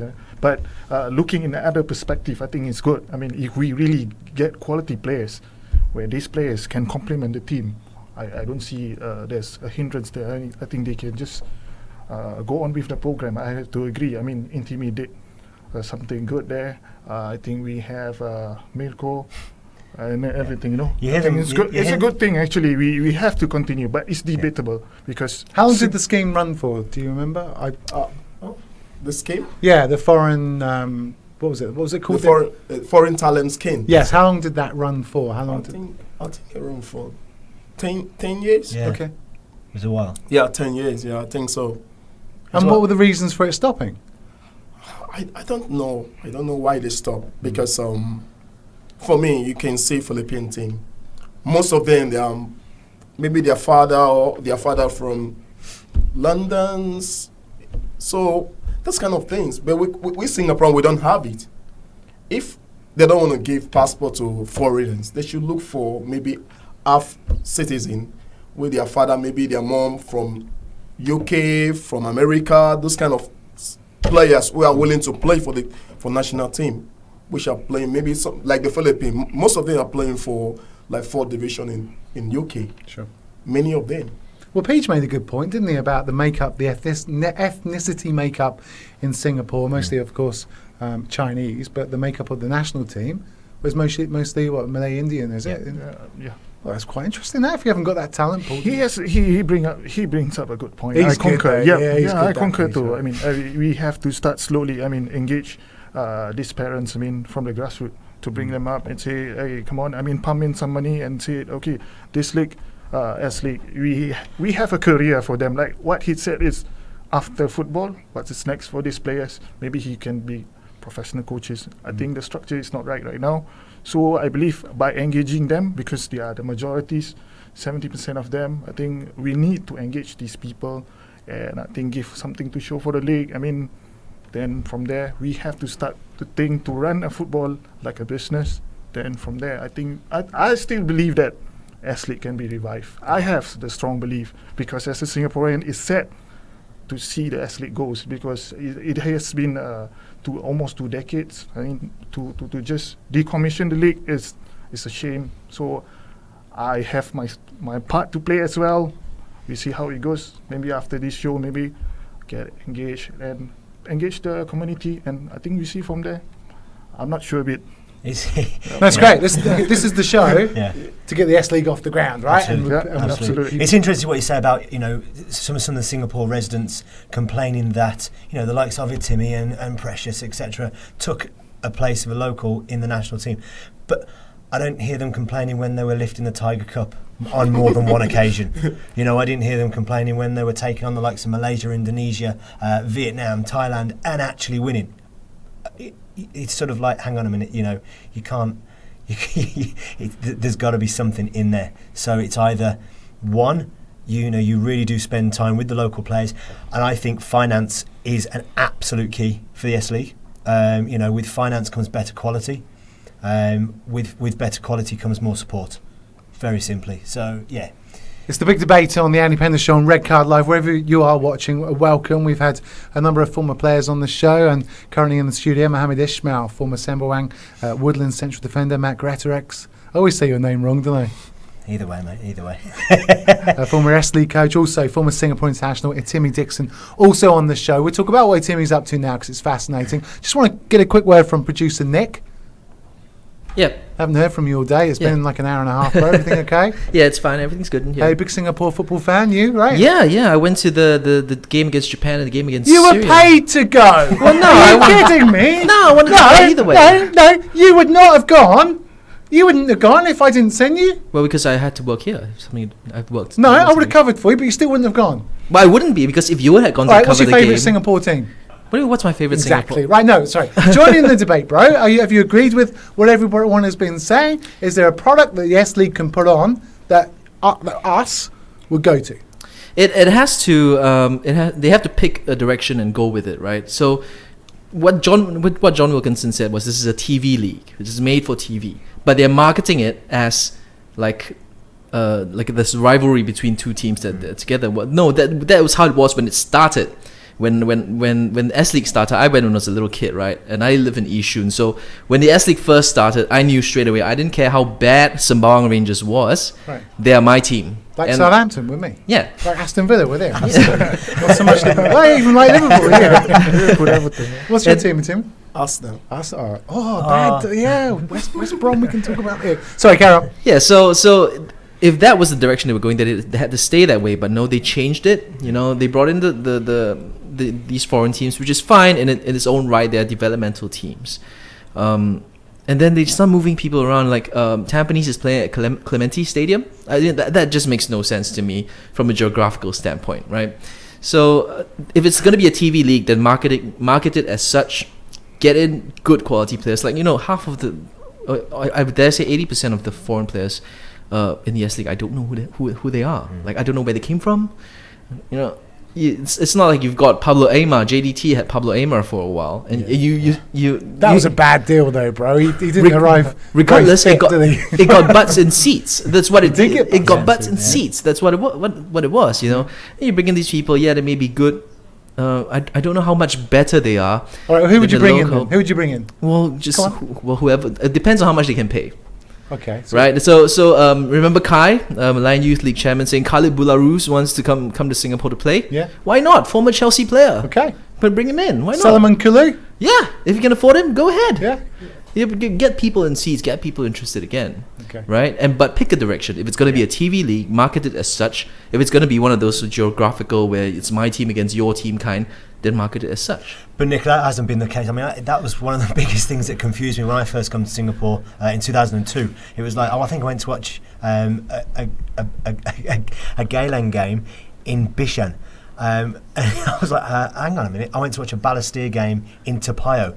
It was, well, what's going on? I'm not actually sitting in the place where the team are apparently from. And like you said, Singaporeans are passionate about football. You go down the pub and you've got, such as last night, Liverpool versus Man City, they're passionate. It's not just red class there. You've got Singaporeans who are passionate about football. But they, like you said, you went down to Sembawang. You had, probably about 1,000 local supporters who actually support you. Like it's a saying, support your local team. Yeah. So if you're going to introduce football to a little kid, you have a son. You're going to introduce football to him. He's going to look up and ask you, so which one's our team? What are you going to tell him? Maybe you live. Let's go from the geographical standpoint. I live in Yishun in the north, and for some funny reason, I support the Tampines Rovers. And then my son will ask me, "Why do you support Tampines Rovers?" And what kind of explanation do I give him? Yeah. So it's a confusing. I think maybe this confusion kind of people just didn't know what to think of it and just lost interest. You were always confused though, Nick. To be fair. No, I'm not always confused. Just some of the time. Thanks, Nick. Thanks. Good to get your input. We're with Timmy Dixon. Timmy, I know you're very busy now in terms of your coaching with the SPZen. Yeah. How's that all working out, bro? What does that involve? Actually, we work on players. We want to develop players because show them the right way to go in their professional career. Can I just say, Timmy's got the biggest golden watch on ever. I thought it was Big Ben walking into the room. Just be careful with it. It's just banging on the table. It's just like, it's all I can hear. It's just boom. It's nice though, bro. I like it. All right. Thank you. Yeah, you're welcome. So you're with the adult players at ESPZen. Yeah. The adult players, we try to show them the way to play football and the way to move off the ball. So we try to show them how to pass. A lot of things we're teaching them over there. It's really fun for us, to see them, playing, enjoying themselves. How many players are you coaching right now? Are you in charge of teams or practice sessions, or how does it work? Yeah, I'm in charge of sometimes in charge of U8, U10, U6. Oh, okay. Yeah. What? So and the adults also. Oh, okay. Timmy, the adult one's interesting. I mean, obviously there's a lot of football schools for kids around Singapore, but for having a football school for adults, is this an elite? It's quite interesting. Is it an elite academy, or is this is that different? It's not a league because some of them want to play and they want to enjoy themselves. So we'll try to create that. Wait, watch. Okay. So we'll try to create that space for them for them to enjoy themselves. So it's really fun if you come over and see what we are doing over there. Okay. One thing we haven't spoken about, and I don't know how sore a point it is, but if you're planning a career for an 8-year-old, for example, but you have to take into account that 2 of those years are going to be spent in national service, how do you account for that? Because aren't those 2 years extremely important in the development of a player? for going for NS. Yeah. Does NS hamper Singapore football? Yeah. Yeah, Absolutely. Okay, I have to agree with that. I think that 2 years is crucial. I mean, it's either he gets into a good team, like SAF, he's being picked by, because I believe some of the players are late bloomers, you know, and then for 2 years not being selected in the S League, they will just go downhill. I mean, he has the quality, maybe, perhaps, and these 2 years are very crucial for them. So I just hope FAS just look into this. I mean, just spare them 2 years, just one player, 2 players. I don't think there's an issue.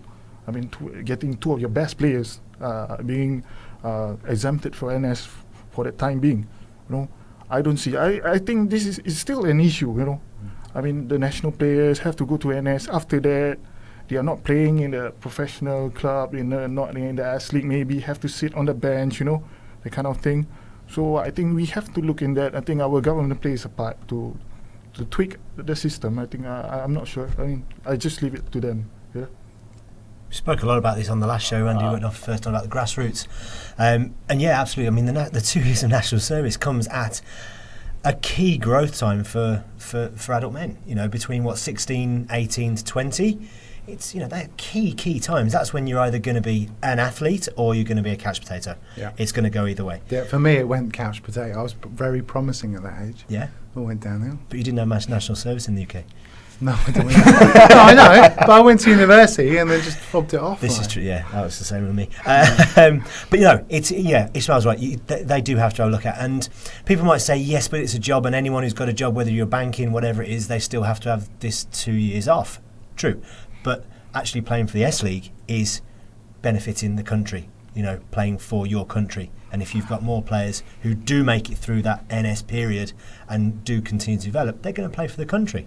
Yeah, I think they really do need That's something. a national duty, eh? Precisely. And it's not as if they haven't got enough people to do NS, you know.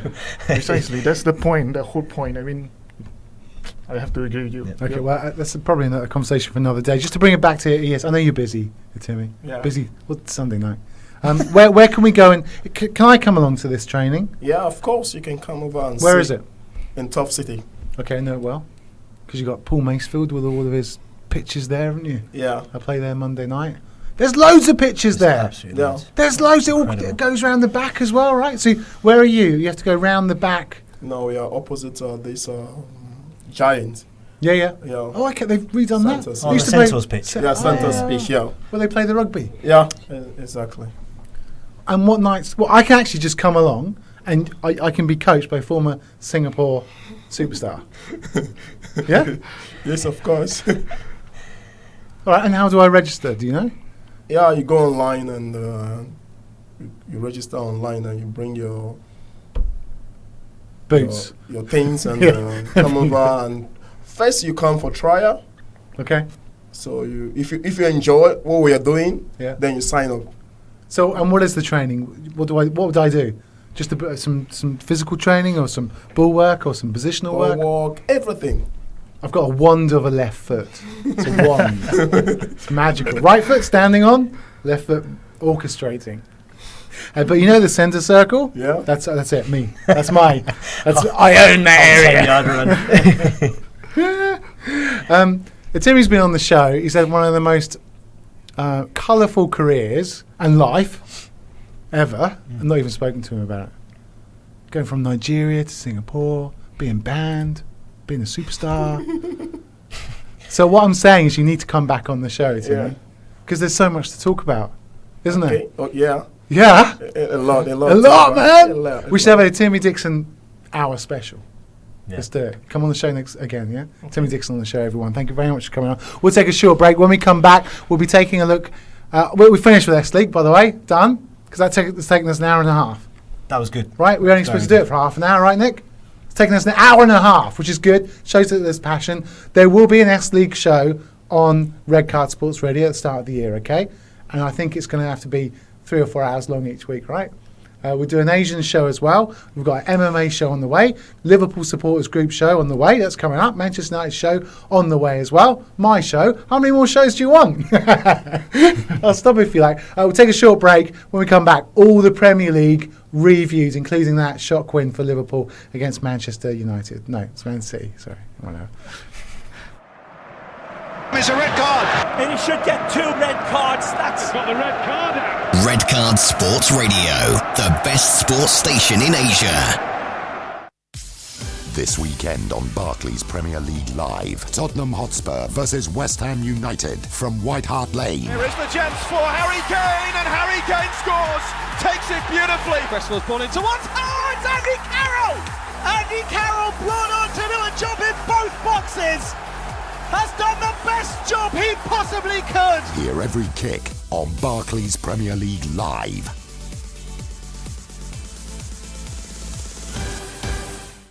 It's Sunday night with Andy Penders on Red Card Sports Radio.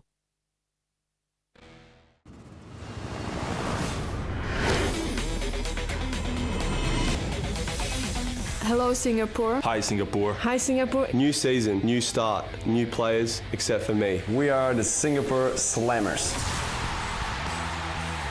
The very best players in the world is joining forces this December. We have a team full of exciting talent. I'm so glad to be part of the IPTL this year. I have such a great team. I'm so excited to play with Novak Djokovic and with Kristi Kola. She's a very good friend. There's Novak and Nick. I think it was a new dimension to the tennis game, it brought back fun, excitement. It's really an honor for me that I can play this year. Obviously we finished last year, so we're looking to win it this year. Be sure to come watch the Slammers this December. A big shout out to all the fans. Come and support us. We're gonna rock the stage.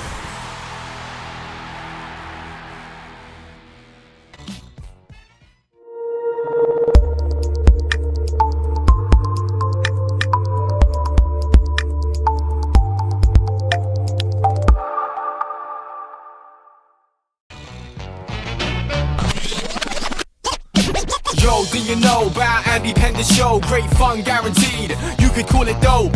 Listen to the funk, make them jump cause they're feeling the best sports show in the region. Even the guests are the best, so yes, tune in. Got the speakers booming, make the whole room sing. If your passion is for football, then Andy is your man. If your passion is for football, then tune in right now.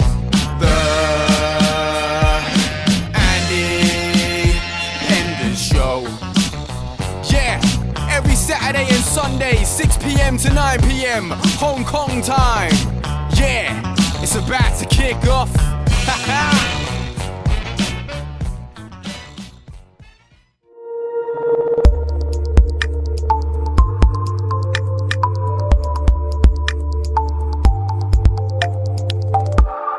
And he should get 2 red cards. That's got the red card out. Red Card Sports Radio, the best sports station in Asia. This weekend on Barclays Premier League Live, Tottenham Hotspur versus West Ham United from White Hart Lane. Here is the chance for Harry Kane, and Harry Kane scores. Takes it beautifully. Cresswell's ball into one. Oh, it's Andy Carroll. Andy Carroll brought on to do a job in both boxes. Has done the best job he possibly could. Hear every kick on Barclays Premier League Live.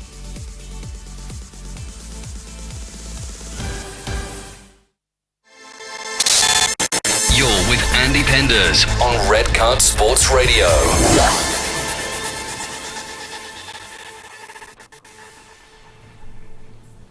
Yeah, welcome back, everyone. So I just had a Mentos. Don't do that on radio. It's the Andy Penders Show. Welcome back. We just had a massive debate. It was only supposed to go on for half an hour, and it went on for an hour and a half, which means we're woefully over. I think we're going to have to balance all the dark that we just did. It was a bit dark at times, wasn't it, boys? We're with Matt Greater X, or Greater X, whatever you want to pronounce it. Second one's good. Stick with that. Greater X, yeah. Greater X. I've got a few of those. Mohamed Ismail, former Sembawang and Woodlands coach. We've had so many people on the show. Many thanks to their contribution as well. As you can see, Ismail is a massive Liverpool fan. Yeah. Yeah. But how massive a fan are you, Ishmael? Big as anyone thought. Well, in that case, I have a Liverpool quiz for you, just to see how much of a Liverpool fan you are. Okay. Let's to bring it on. Just bring it on. You can play it at home as well, everyone. Here we go. Question number 1. This is before we took Man City. Okay, what a performance, eh?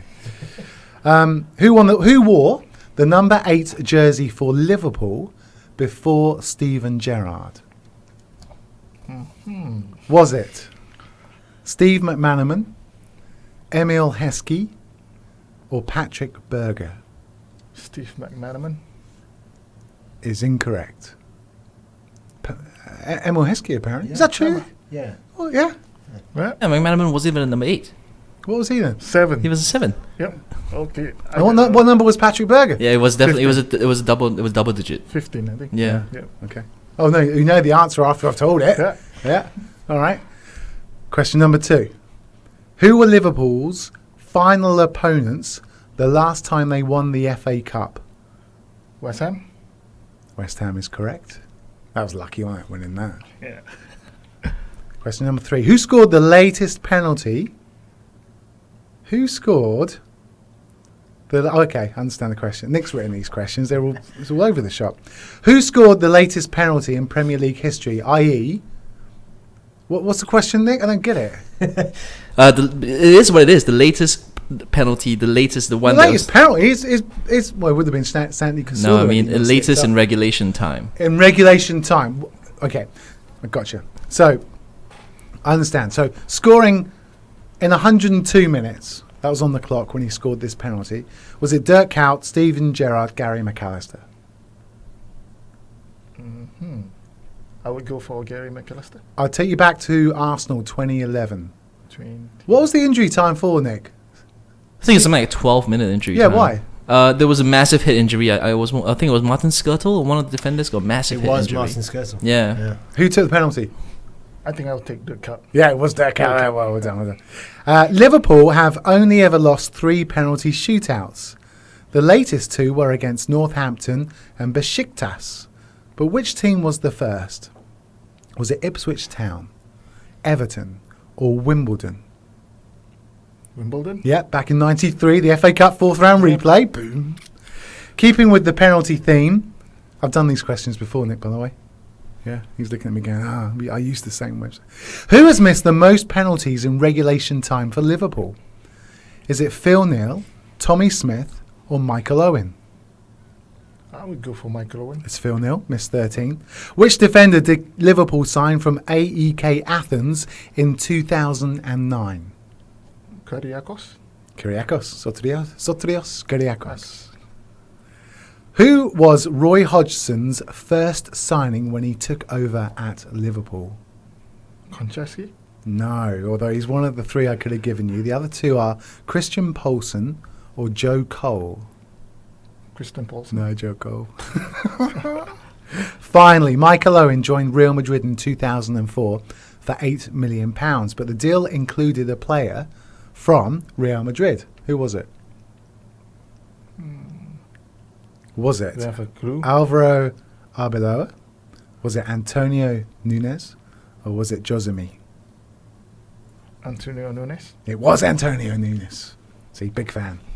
Big fan. Didn't do too bad there, I like that. So how about Manchester City then, losing out to Liverpool in one of the performances of the season? It was absolutely different class.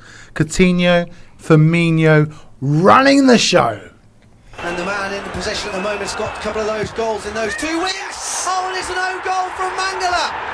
Coutinho moving down the left-hand side. It was Chan with the cutback from the dead ball line, and Mangala couldn't sort his feet out in time, and he's just stabbed it past Joe Hart from 3 yards, and it's the perfect start for Liverpool. Fine, here's Firmino on the attack for Liverpool, and this could be more trouble. 2-0. Coutinho's made it 2-0. The man who loves scoring against Manchester City has done it again. Felipe Coutinho, it's now 4 in his last 5 against Manchester City. Coutinho finds Chan. Oh, beautiful back heel. Coutinho's in here. Yes! And Firmino!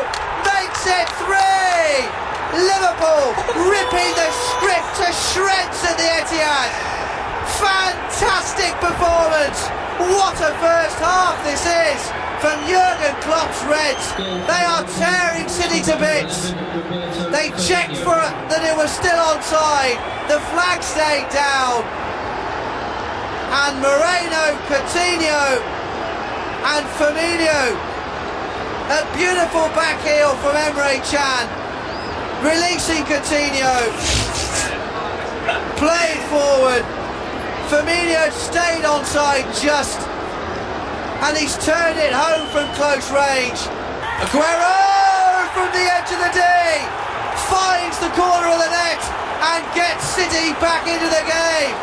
Sergio Aguero, the last time he played for City he scored 5, back after 7 games out. He's got 1 and he's got City a foothold. 2 minutes to go to half time. Swinging corner outwards towards Benteke. Yes! What a goal! It's Martin Skrtel with a goal of his life. He will never strike a better ball in his life. That is a fearful thump. Look at that smile from Jurgen Klopp. From just outside the box, high into the roof of the net. That has nearly taken the net off, and it has buried Manchester City. They are beaten. They are broken. Manchester City are lost this game, and Liverpool's master plan is complete. Skrtel with a flashing finish. Where did he get Manchester City 1, Liverpool 4. Bit of unbiased commentary from our Talk Sports sister company. He was quite excited. Love it. That's what football's all about, isn't it? Hey, right, there's about an hour and a half on this game as well, actually. First of all, I put it to you, Ishmael. It's probably the first time that you've watched Liverpool play and actually felt proud in a long time. Yeah, I think a lot of Liverpool supporters yesterday is over the moon, I think. But for me, it's like the ordinary day because, like I told yesterday... This is what you mean, an ordinary day. Yeah, Liverpool put in the performance of the season. Everyone wrote them off. We all did in the studio. Yeah. No chance. But for me, I believe that yesterday's game was for us to win because I was expecting them to win because I think Man City is down with injuries and all that because and then we have to capitalize on that because I have the belief because not many Liverpool fans believe they're going to beat Man City, but not with that big scoreline. But I was expecting a 2-1 victory, but I think we went 1 better, 1 up.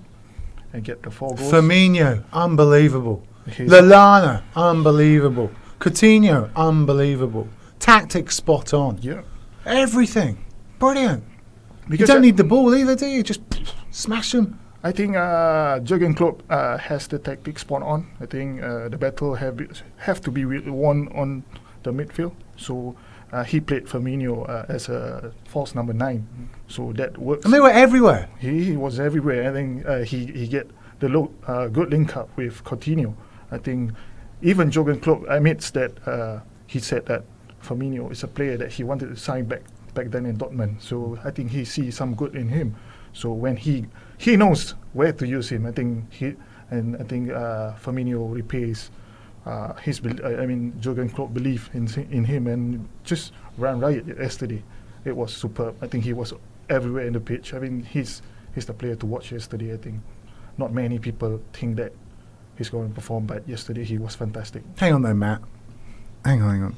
You got Coutinho, Lallana, who seems to be flourishing under Jurgen Klopp, and Firmino, and you picked Di Michaelis as your Manuel Pellegrini. You picked Di Michaelis, who has not played since September the 26th, and you leave Otamendi on the bench, and these little whippersnappers gave him such a torrid time. Absolute torrid Why time. would you do that? It's crazy. You've got a new manager. You've got a bit of a bite again after a bit of a slump, and you play someone who hasn't played for months.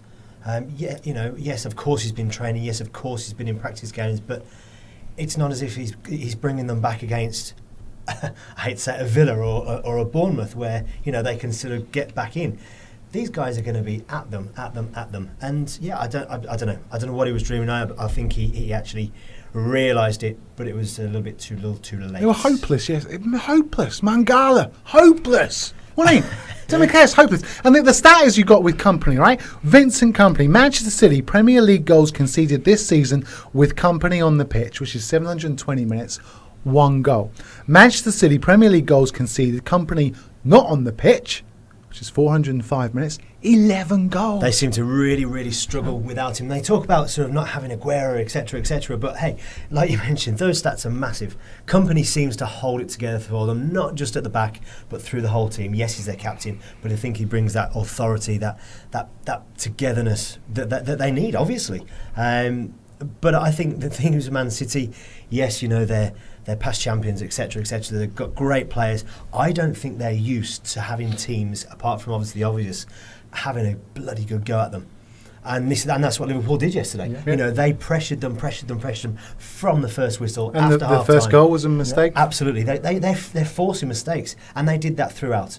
And that was fantastic. And one of the main things as a sort of an ex-coach that I noticed was the two guys, Klopp and Pellegrini, on the sideline. Klopp is running about like a madman in the game, in the players' heads. You know, he's shouting instructions, good instructions, but he's got that enthusiasm. Pellegrini sort of stood there with his big long jacket, having a good think. Now, who are the players going to turn to when you sort of going down? They're going to turn to your coach.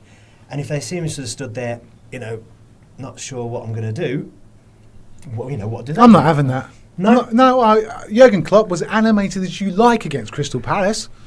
That didn't do any good, did it? Animated as you like against Southampton, didn't do any good. I've seen Pellegrini call as you like, turn things around as well. You really think you need a manager just barking out? No, not no, if you do. No, yeah, absolutely, I know what you mean. I absolutely agree. But I mean, even when you're winning 3-4-0, 3-4-1, you know, you've still got your manager going. But when you're losing 3-4-1, you know, you don't really need your manager stood there silent. You want him, you know, he's got ideas, which is, you know, that sort of stood out to me the other day.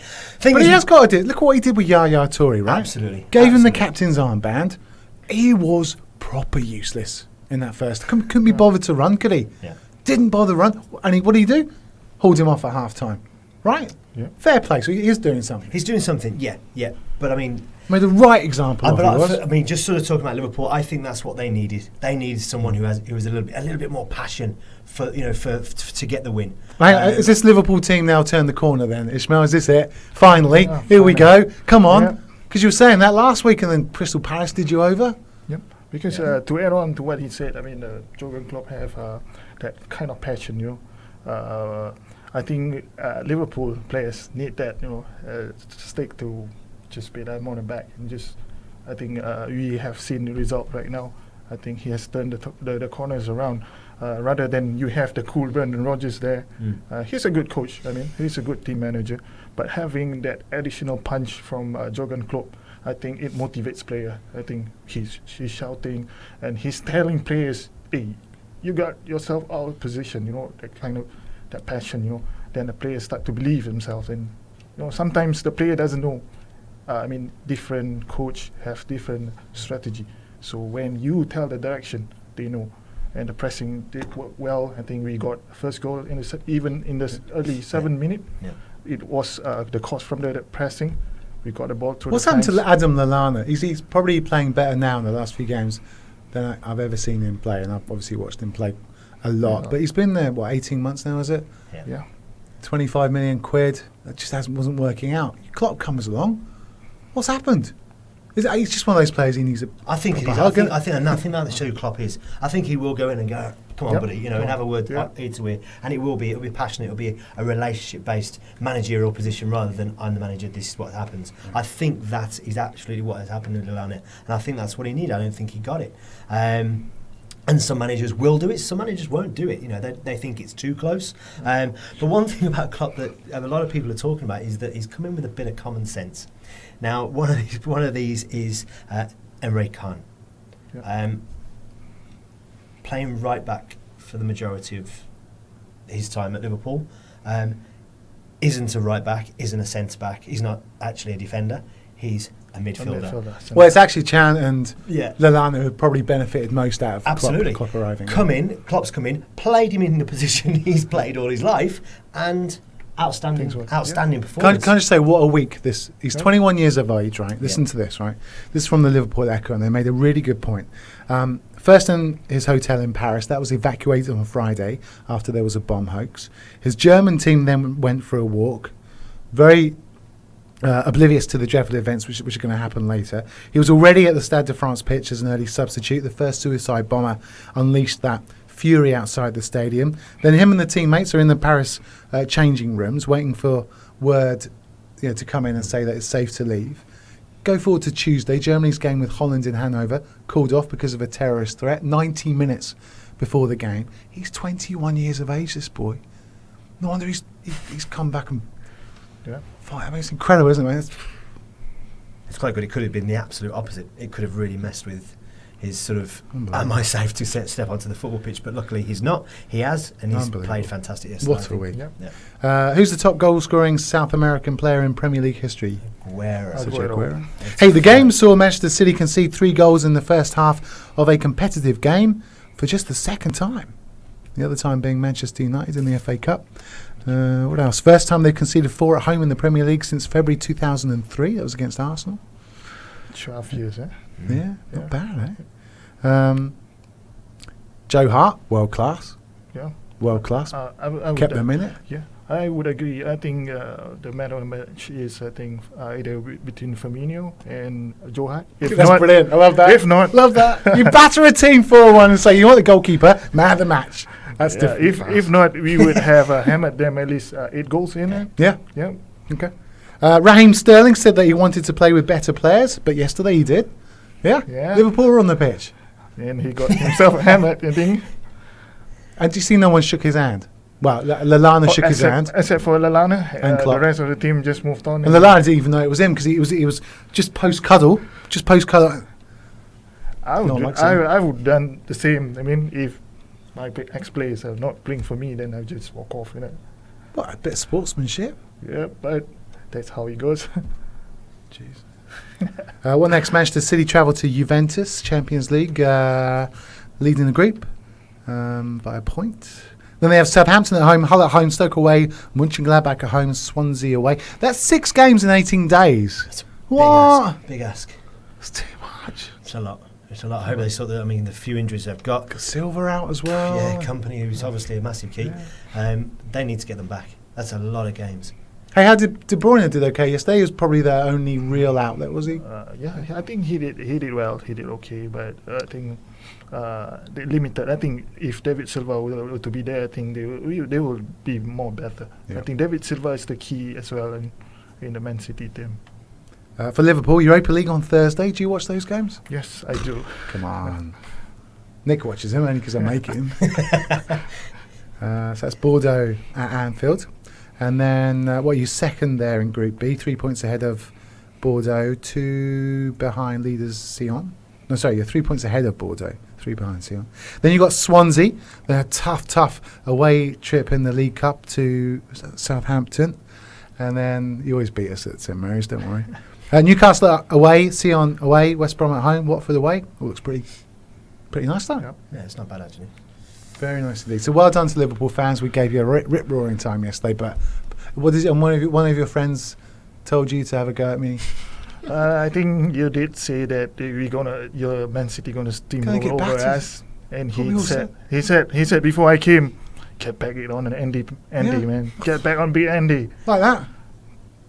Hands That's up. for you, man. That's for you. Hands up. I think he bought you a pie. You know what the best thing is? You'll be going into this game against. Who have you got next? Southampton, have you? No, you got Swansea next. Going at Anfield like that. Yeah, 3 or 4-0. Boom! Swansea will turn you over. That's what's going to happen. They'll come. Just going to boom. Gomez will even get on the score sheet. John Joe Shelby from distance. It's going to be 3-0. And you're all going to go, what happened? Well, I'll tell you what happened. Andy told us what happened. Why won't that happen? It happened exactly against Palace. No. Not having that. I believe they're going. You play in such a way that your players it's so hard. You got to get up for that. Yeah. You can't do it week in, week out. You can't. I do Unless you score 4 goals in the first half, 3 goals, you're done. I don't know, mate. Back in the day, they used to, when it was Liverpool of old, they were up for every single game. Every single. Yeah, but it's a different type of game. They're at it all the time. It's like Super Saints under Pochettino. I spoke to Rio Ferdinand about it. He goes, just hold them off first half, second half they're knackered. Always beat them second half. You only drew 1-1 with City second half. That's true. Right, mark my words. When Swansea do you over, I'll have a bet with you. Ooh. Okay. Witnessing this. Bring it on. Yeah, bring it on. Hey, talking about bringing it on, how much did Barcelona bring it on against Real Madrid? Luis Enrique's side dishing out a hammering at the Bernabeu. Goals from Neymar, Andres Iniesta, 2 from Luis Suarez. Whoa. And going into this game, Rafa was under a lot of pressure, saying that he was playing too defensive. So what does he do? Gets the BBC out, right? The most expensive front line in world football history, and forgets that Luka Modric and Toni Kroos are going to be overexposed throughout the entire match. We learned quite a few things from that. Rafa went for the risked it, backfired. Feel a bit sorry for him there. But we learned that Luis Suarez and Neymar are world class. Absolutely outstanding. So who's going to get World Player of the Year? Neymar, Suarez, or Messi? They're all in the same team. Ridiculous. Do you know, since Leo went off injured, 17 goals were scored back in September. He came off against Las Palmas, right? 17 league goals Barcelona have scored. Neymar and Suarez scored them all. What? Mental. How about Sergi Roberto as well? Different class, isn't he? La Masia product. Is Antonio coming on? Yeah, good. Just plugging the gap in midfield. Yeah, he does everything. He's Iniesta. He's Busquets. I don't even know what he is. He's everything. I know something about Barcelona. The money they pay for players, they actually get they get something back. That, no other club, I don't think. I mean, there's 1 or 2 players here and there, but Barcelona, whatever their system is for signing players, wow, because every single player that they sign, pretty much, is absolute quality, and they deliver. Like you mentioned, those 17 goals were scored by the 2 strikers that they signed. That's what. And players coming through as well. Antonio Coronach, our Spanish football expert, joins us on the line. Hi, Antonio. Andy, what's up? How are you? Yeah, good. Just talking about Barcelona dishing the dirt on Real Madrid. And a lot of things to talk about in this particular game. I want to firstly start off with Rafa Benitez, because he's come under a lot of pressure for not performing in such a defensive manner. And he did that yesterday. He went all out attack, but it backfired. Big mistake when you don't follow your behaves, when you don't, let's say, stick to the roots of what you think is your style of football.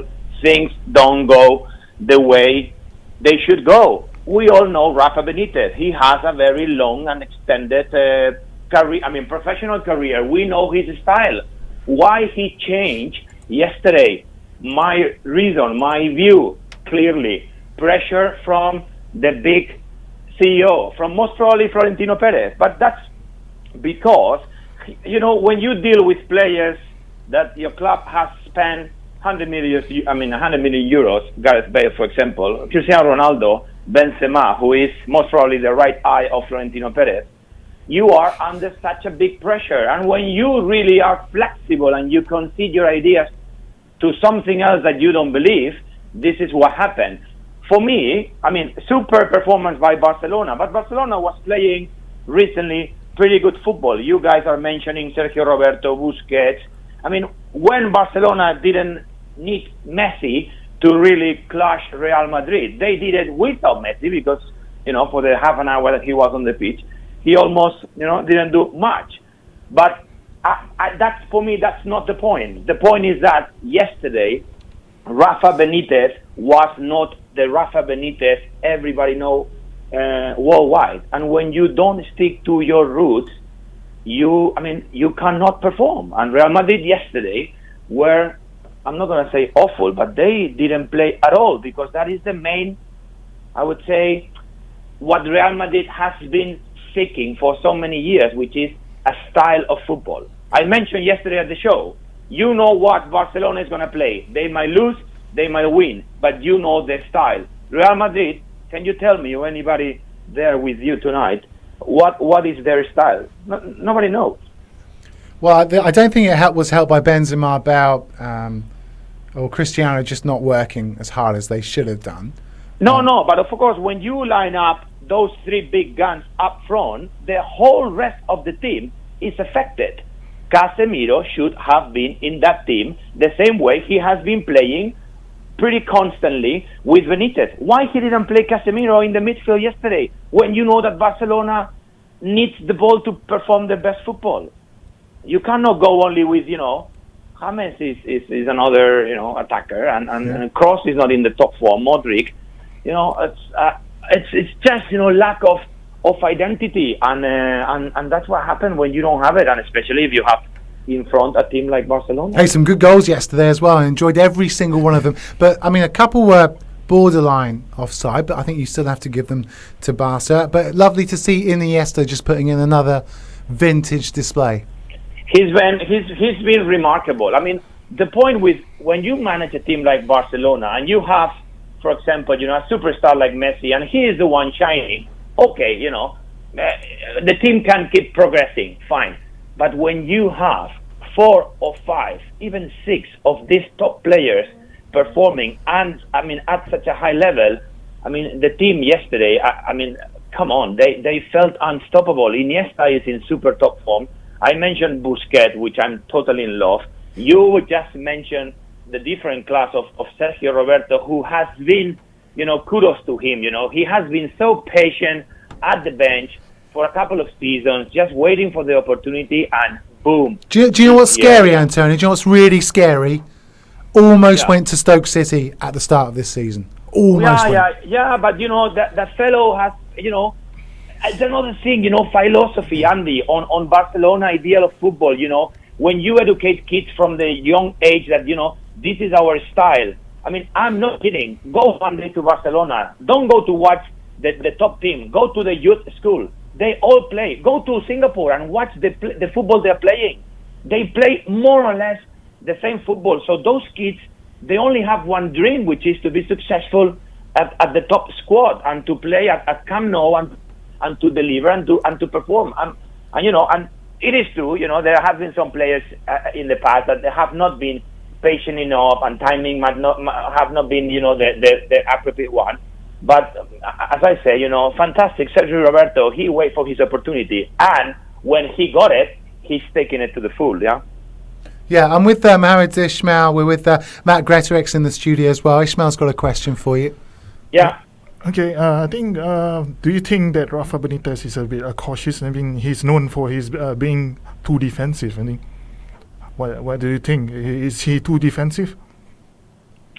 I think he has evolved into a not so defensive manager. He won a couple of leagues, or if I'm not mistaken, and he did very well with Valencia, and he was by then more defensive than nowadays. My problem with Benitez is, we need to be very straightforward here. When you sign Benitez, you know what you want to play. Right, same with Louis van Gaal, right? That's why all Manchester United fans are moaning at the moment. You know what you're going to get.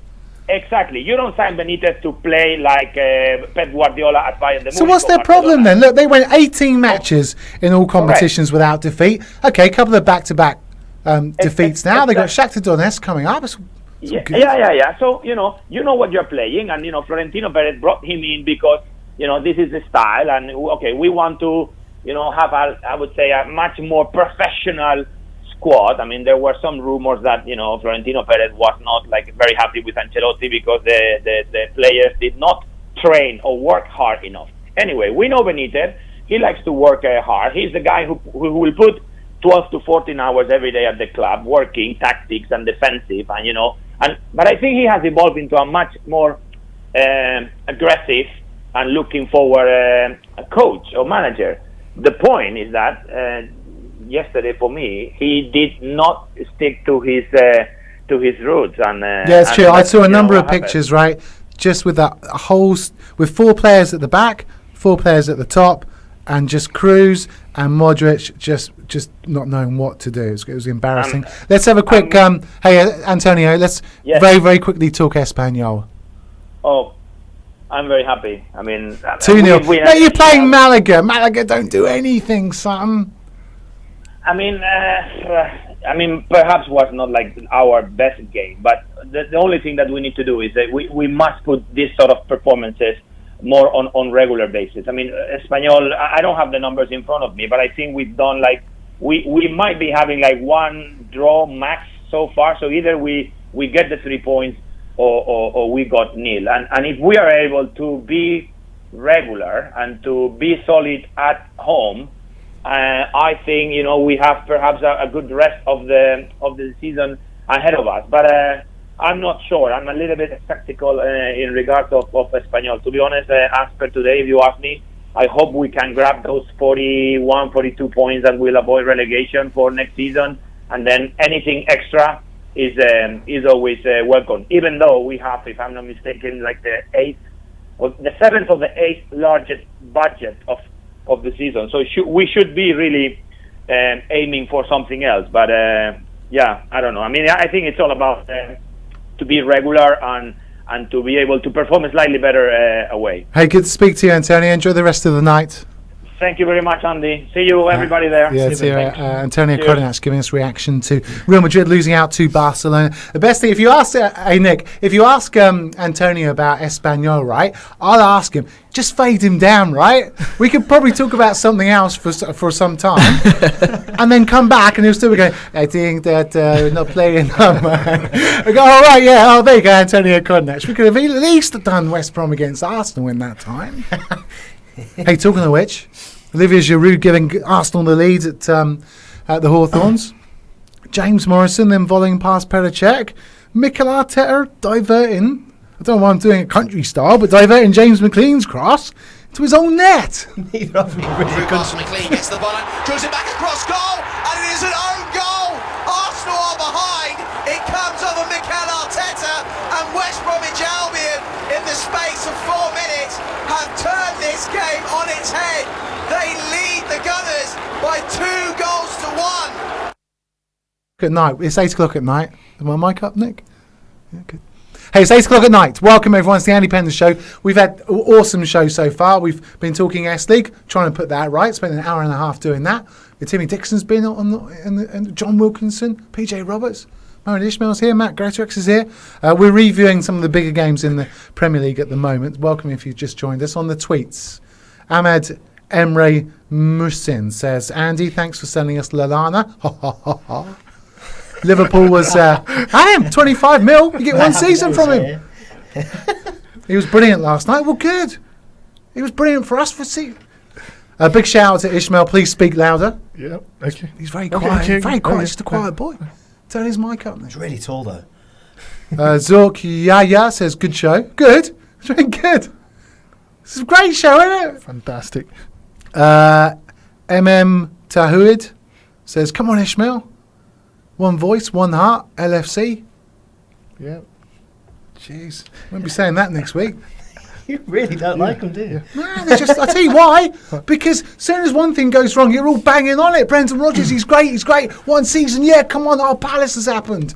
We've just slipped up. Oh, he's rubbish, get rid of him. No, give him loads of money. Yeah. Let him spend loads of money in the transfer window. Brilliant, yeah. Oh, no, he's rubbish again. Get rid of him. Jurgen Klopp, yeah, he's good. You would turn the corner. Oh, no, Crystal Palace has happened again. Yeah, we've just beaten Man City. Great.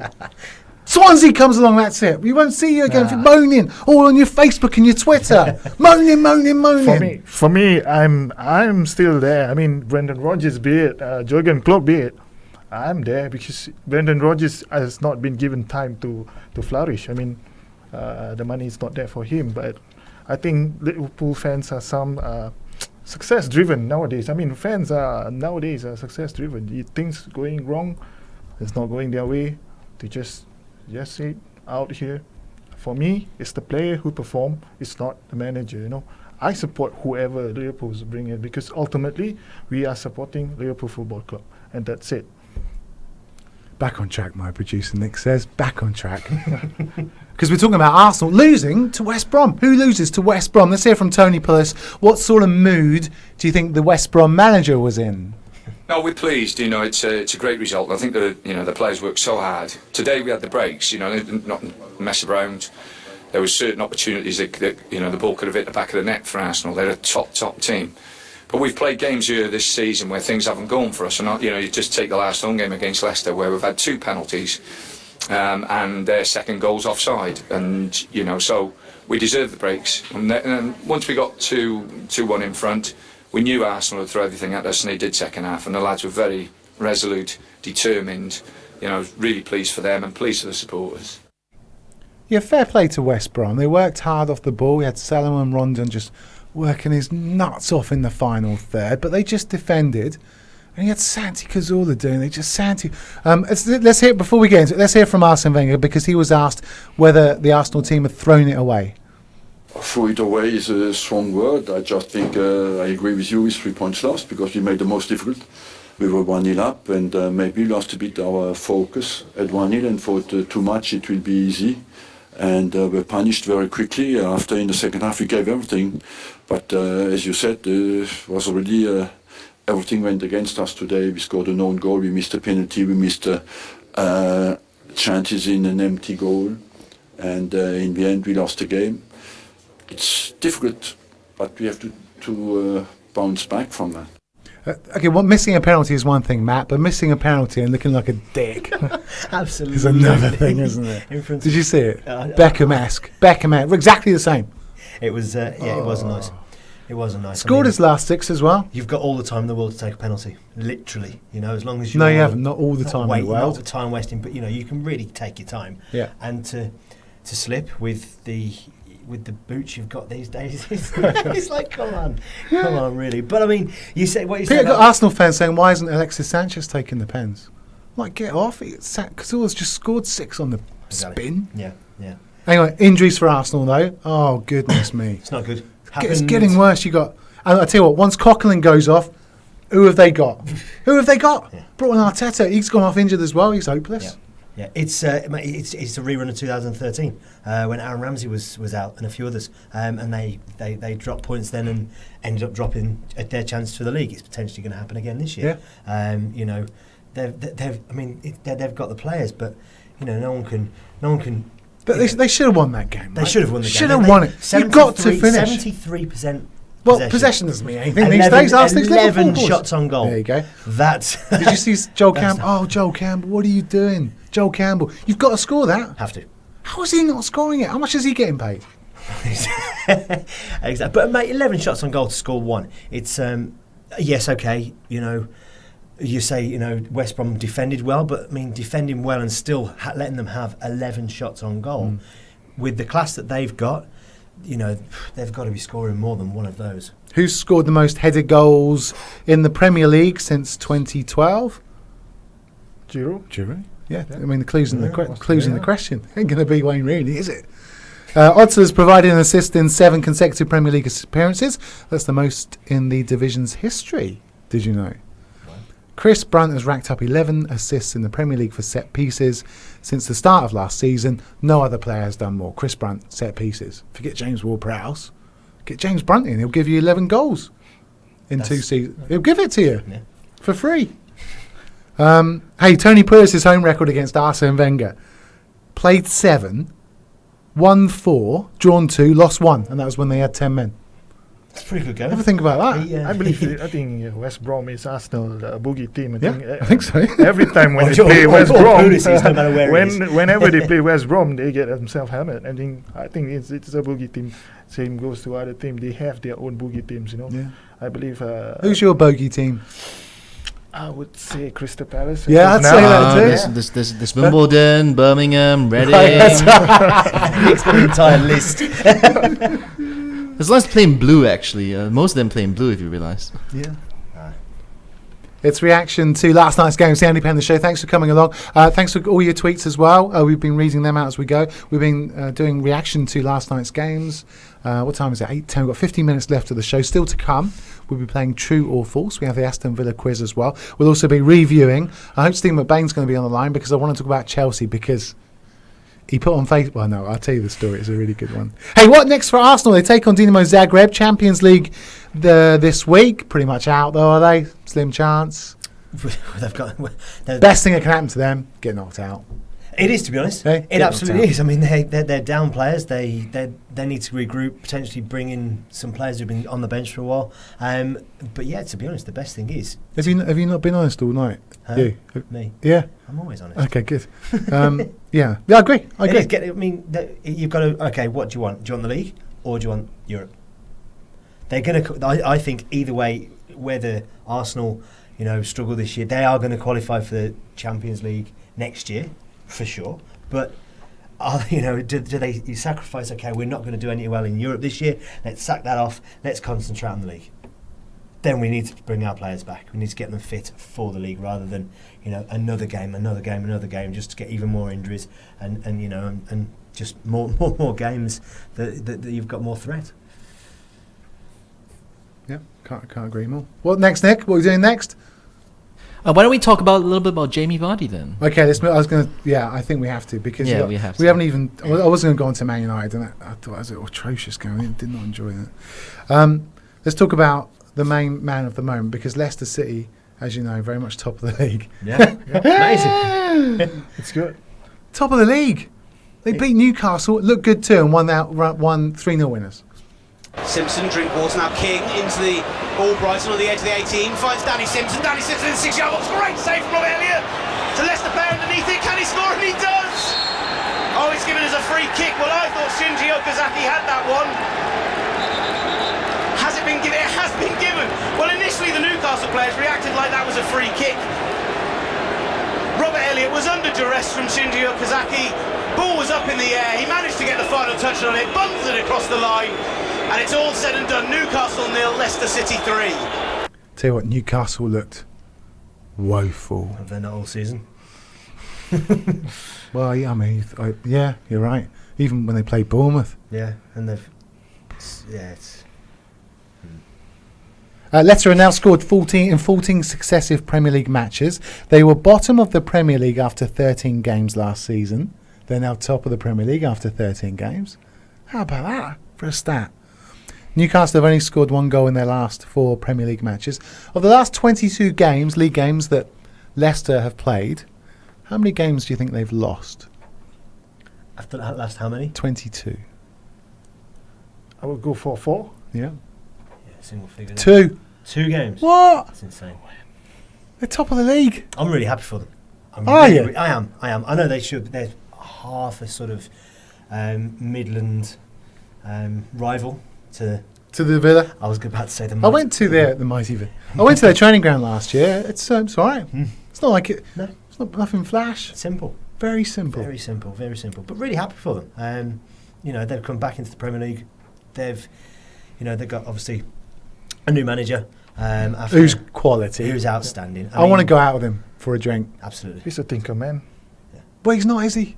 Yes, yeah. I mean, he got that tag. I think when he was in Chelsea, he was a thinker man. Well, only because he was. I think that was unfair labelling. Really do. I think he's a. I think that made him a bit of a cartoon figure. I think he's very similar to Klopp, where he's got a massively good, very good relationship, rapport and relationship with the players. I think he is that guy who puts his arm around you, go, "Hey, come on, everything will be right." And I think, Nick and you guys were talking about Vardy. I think that is what he's done. And I like Vardy a lot. And the best thing about it, obviously for Leicester, it's fantastic. For England, out. Well, let's just remember, he missed England's 2 games during the international break because of a hip injury. Comes back, boom, scores a goal. Now Vardy with the ball out on the wide left, the lower plays it into Vardy instead. Come back on his right foot. Vardy! Jamie Vardy makes it a perfect 10 as Leicester take the lead on the same ground that Ruud van Nistelrooy set the record. He equals it. Newcastle 0, Leicester 1. Claudio Ranieri after the game, this is why he's class, he said, I also had Gabriel Batistuta at Fiorentina scoring in 11 consecutive matches, and I hope Jamie can achieve this. He's talking about Batistuta and Vardy and the same. Yeah, and Ruud van Nistelrooy. Yeah. They're like 2 absolutely world-class players against. Okay, yes, Vardy is now moving up the ladder of up to world class. Of classes. Of classes. What's just below world class? International class. Yeah. Domestic. Okay, Premier League class. Yeah. Okay, so he is moving up the ladder, but to be compared with those 2 players and actually meet the records that those 2 players set. Wow, you know, he's a happy boy. Where do you think Leicester will finish, Ismail? Okay, I think somewhere around in 5th position is the best for them. It's not bad though, is it? Yeah, 5th. It's good. I don't know who's. I mean, they're just. I don't know who's going to. European exposure would be beautiful. Just main worry is keep Vardy in the team. Keep him going. I tell you what, if he goes out, you got Ulloa scoring for the first time in a while. Mahrez is different class. Yeah. But I mean, look at that. I mean, size of club compared to Arsenal, for example, who are struggling for injuries. Vardy goes. Okay, he missed the 2 England games, which is smart, very smart. Hip injury. The backroom staff at Leicester must be outstanding, because he's come back, like you said, and absolutely played an absolute blinder. He didn't even see. You couldn't tell he'd been injured. You know, you couldn't even tell he was all over the place, and to smash that goal away. What a goal! Just the movement off the ball, and just incredible. So you know, hands up to the guys at Leicester for he being gave them able a big to do shout. that. Big shout he gave. To be able to do that for the players, and I think that's what Leicester need. And you know, almost halfway through the season, that's what they're gonna need to finish, as you mentioned, in top 6, 5 maybe. It's a sprint, yeah. You have to keep on going. Yeah. But I do believe that they have the strength. I mean, they have that spirit right now. They're going to carry on. Love to see it when you just mix it up. Let all the big boys take points off each other. And Newcastle, by the way, Newcastle fans out there, check Tiote, injured again. Brilliant. Lacking so much hunger. So poor, that team. Next up, Newcastle face the trip against Crystal Palace. Alan Pardew, because he's no good, was he? Get rid of him. I can't believe the contract he signed and then they got rid of him. Leicester, easy one for Leicester next time out. Manchester United at home. That'd be interesting again. That'd be very top of the table clash. Yeah, absolutely. How will that run? How will that pan out? I think Leicester going to right? steamroll Man United. Got Man United just playing their normal. More boring football apparently, and then you got Vardy. Yeah, let's have it. Leicester going to have a go at Manchester United, I believe. So. Oh, it's good. Next weekend's a good one, isn't it? Any of you tipping him to go to 11 for 11? Well, the thing is, you've got a Manchester United side who defend the best in the Premier League, right? It's the best attack. And Smalling, and it's good. It's got Vardy, Smalling. Brilliant. But they got a few injuries, Man United, next time out. They had to play 3 at the back, Rojo coming in. Yeah, but still, Jones, they're pretty watertight at the back. So yeah, do you think as well, Man United have got the absolute quality at the back to go, right, let's just mark Vardy out the game. That's it. He's not going to have a kick. Yes, they have. Newcastle? No. Chelsea beating Norwich by a 0-0. They recorded their first win in 4 Premier League matches. Diego Costa ending a 7-game goal drought to give them victory over the Canaries. That's a free kick. Malumbu's walking a tightrope. Early ball over the top here. Costa inside the box. Chance for Costa. Must be. It is. The drought comes to an end for Diego Costa. And it's a ball over the top for Chelsea. You don't see it very often, but on this occasion, it's paid good dividends for Diego Costa. Chelsea have the lead at last. Chelsea 1, Norwich 0, and Costa is back on the goal-scoring trail. Let's hear from Jose Mourinho after the game. I wonder who he's blaming this time. Important win, obviously. We were never in a situation where we need so much a victory, but to be fair, I think we should arrive to the last minute, winning 2-3, 4-0, and not feeling the pressure of one mistake that could cost us one more result and 2 more points. So we missed chances. We played well. We were patient. We coped well with the pressure. We coped well with the fact that we were at half time with a 0-0. I think the players cope well with everything. And in the last 5-10 minutes, when Norwich decides to be more aggressive, to be more offensive, we also cope well with the situation. I don't know what game he's watching. I don't. Only because I think Norwich had loads of chances. Chelsea's 3rd clean sheet in their last 16 Premier League matches. Diego Costa ending a run of 603 minutes without a goal. Cesc Fabregas, his first assist in 10 games. What else? Chelsea 65% possession figure in this match, their highest in the league match since December 2014. Mourinho very animated on the touchline. That's good because you like that, don't you, Matt? You like that? Chelsea looked very promising in attack. I thought they looked awful in defence. Kennedy at fullback. What? What's Baba Rahman thinking? What has he got to do? Azpilicueta on the bench. Joining me on the line is Chelsea fan and Red Card Sports Radio contributor Steve McBain. Hi, Steve. Hi, Steve. Can you hear me? Okay, we'll get Steve back on a little bit later on. What else? Matic at last, looking like the player he looks like. Yeah. You think Norwich were a bit unlucky, Ishmael? Yeah, I think they're a bit unlucky. I think they have a couple of good attacking. Yeah, they position. did. Yeah, but then again, I think Chelsea wanted to win very much. This game is to win. Sure. Hazard's best performance of the season, right? Do you think so? I'm not sure where he's been all season, to be honest. Yeah. Well, he's been tired, or he can't be. He doesn't like Mourinho. Who knows? Shame.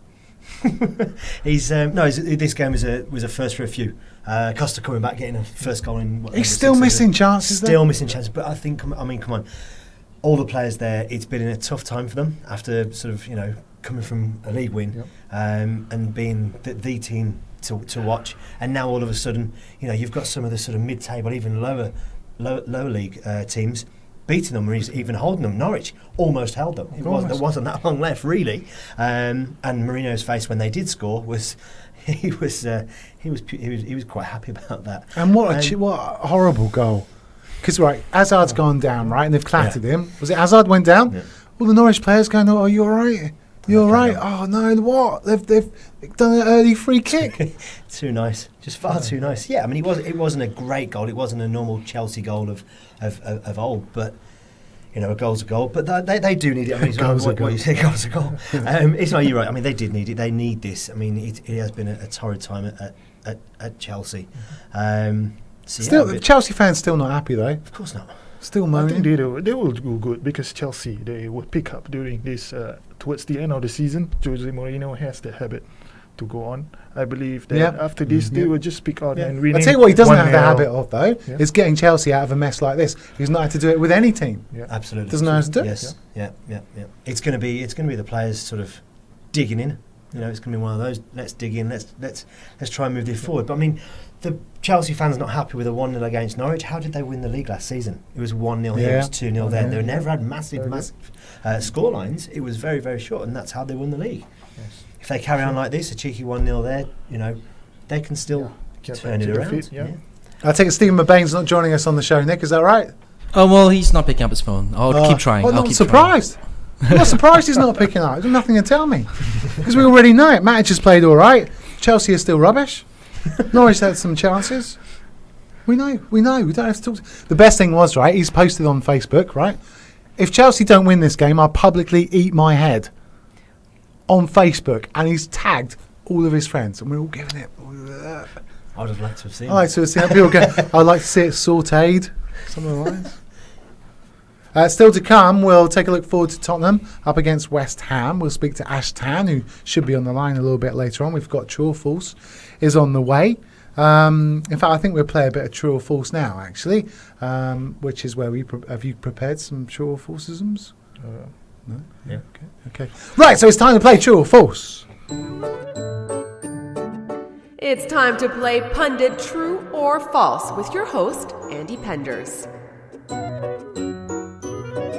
Is it true or is it false? It's time to play True or False. The object of the game is to try and trick other co-contestants into believing something is either true or false, and you pick up points accordingly.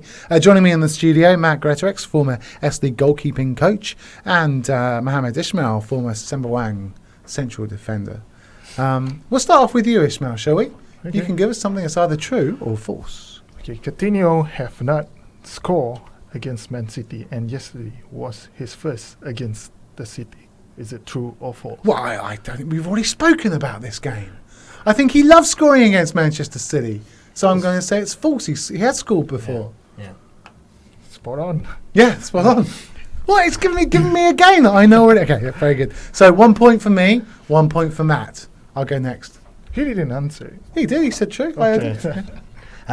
Going back Are you? No, I'm going. Oh, you're going. I'm going to Okay, go. okay. Right, I want to talk physics. How is that related to football hand? Well, let me tell you. If the ball strikes from any, not from directly underneath the goal line, but from anywhere beyond, if the ball strikes the crossbar, bounces onto the floor, and hits the crossbar again, it has to be a goal. Physics equals MC squared.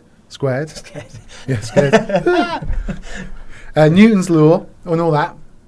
There's no way that ball could not have crossed the line. If it hits the bar, goes down, and actually hits it. So it hits the bar twice. There's no way that's not a goal. Not in the world of gravity and physics and that. Is it true? There's no way or it can be a false? goal. I think it's false. Okay. Yeah, I'm going to go false. No, it's true. It's true. There's no way. With the spin that it's got on to generate itself to go back up again, the only way that can happen is if it crosses the line and comes back. Physics A level. That's what that is. Scores on the doors, please, Nick. Oh, well, you've got 3 points now with that one, since you tricked both of them. Matt's on 1 for guessing the right ones. Ismail, you've got nothing, so you got to get going. Well, get going with Matt Greatorex. Okay, going back to a fantastic game yesterday, not so much. Everton versus Villa. I was about to say the mighty Villa again, but I won't. And Lukaku scoring 2. He is only one of 2 players to have scored 50 Premier League goals before the age of 28. But he's no, he's not. That's not. Get your facts right. Yeah. Before the age of 28. How old is he? He's 21, 22. He's 23. 23. There you go. Close. So say again. What's the thing? He's only one of 2 players Yeah. to have scored 50 Premier League goals before the age of 28. Well, that's nonsense. What sort of nonsense are you talking here? He's already done it, and he's 23. But he's only one of 2 players. So there's only one more player that's done that. Well, is that true or false? I've not heard anything so rubbish in my life. I can think of at least 10 players. You can't think of 10. Wayne Rooney? Okay, you can't think of... Ruud van Nistelrooy? Okay, how many? No, Ruud van Nistelrooy, no. I think there's at least 4 that have done it. There's 5. Can you name them? For a bonus point, Nick, bonus point. Oh, I can name him if I look at my... Hang on, what did Ismail guess? I didn't. I go for true. True. Yep. He went for true, which is Why would you do which that? is wrong. and okay. There's 5. It's before the age of 23. You got your stats wrong. 28. Then BBC's wrong. The 22-year-old becoming only the 5th man alongside Robbie Fowler, Michael Owen, Wayne Rooney, Ronaldo to reach that landmark before his 23rd birthday. Got a piece of paper in you. Well, that's because I do my research, isn't it? In the lead, thanks to research. What? You've done some research, and you're winning? Yes, I am. Right, Ishmael. I'm in the lead. Ishmael, off you go. Okay. I mean, Man City have not conceded more than 4 goals in a decade. True or false? But haven't I just done this stat? Against Arsenal, in a decade. In a decade. I just have to look at my notes and I win. No? Just look at my... they haven't conceded 4 for a very long time. I thought it was against Arsenal in 2002. So I think it's after a decade. But if you're tricking me on numbers, you're a mean man. So I'm going to say it's true. That's true. I'm going to say absolutely true. What say you, Matt? I'm going to say true. Yeah. I think, you both of you get it right. Boom. Because it's over 12 years, you know. Okay. Oh, I see. It's I number just thing. want to trick you. No, you can't do that, bro. It's like, anyway, you can. You can do what you like. Do what you like. Right, my one, Ryan Giggs. Let's talk about him. Because he was a real saint. What do you mean he's a real saint? Ask his brother Rodri whether he was a real saint. After 8 years, apologised for it, though. After that affair with his brother's wife. As you know, over 1,000 competitive games for Ryan Giggs. He's played over 45,495 minutes of Premier League football, but he's never been sent off. Is that true or is it false? Never been sent off. Ryan Giggs, never been sent off in all that time. False. He was sent off for Wales against Norway in 2001, but he's never been sent off in the Premier League. Boom! Have some of that. Who's gone the most minutes without a booking? Premier League. Give you a clue, Liverpool player. Most minutes without a booking. 16,407 minutes without a booking. John Barnes. You looked a bit like John Barnes then. Right, well in the leads here, powering through. Matt Greatorex.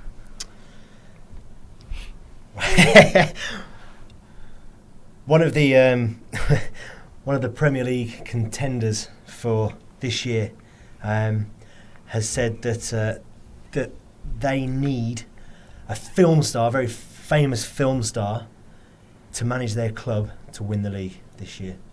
Is that true or false?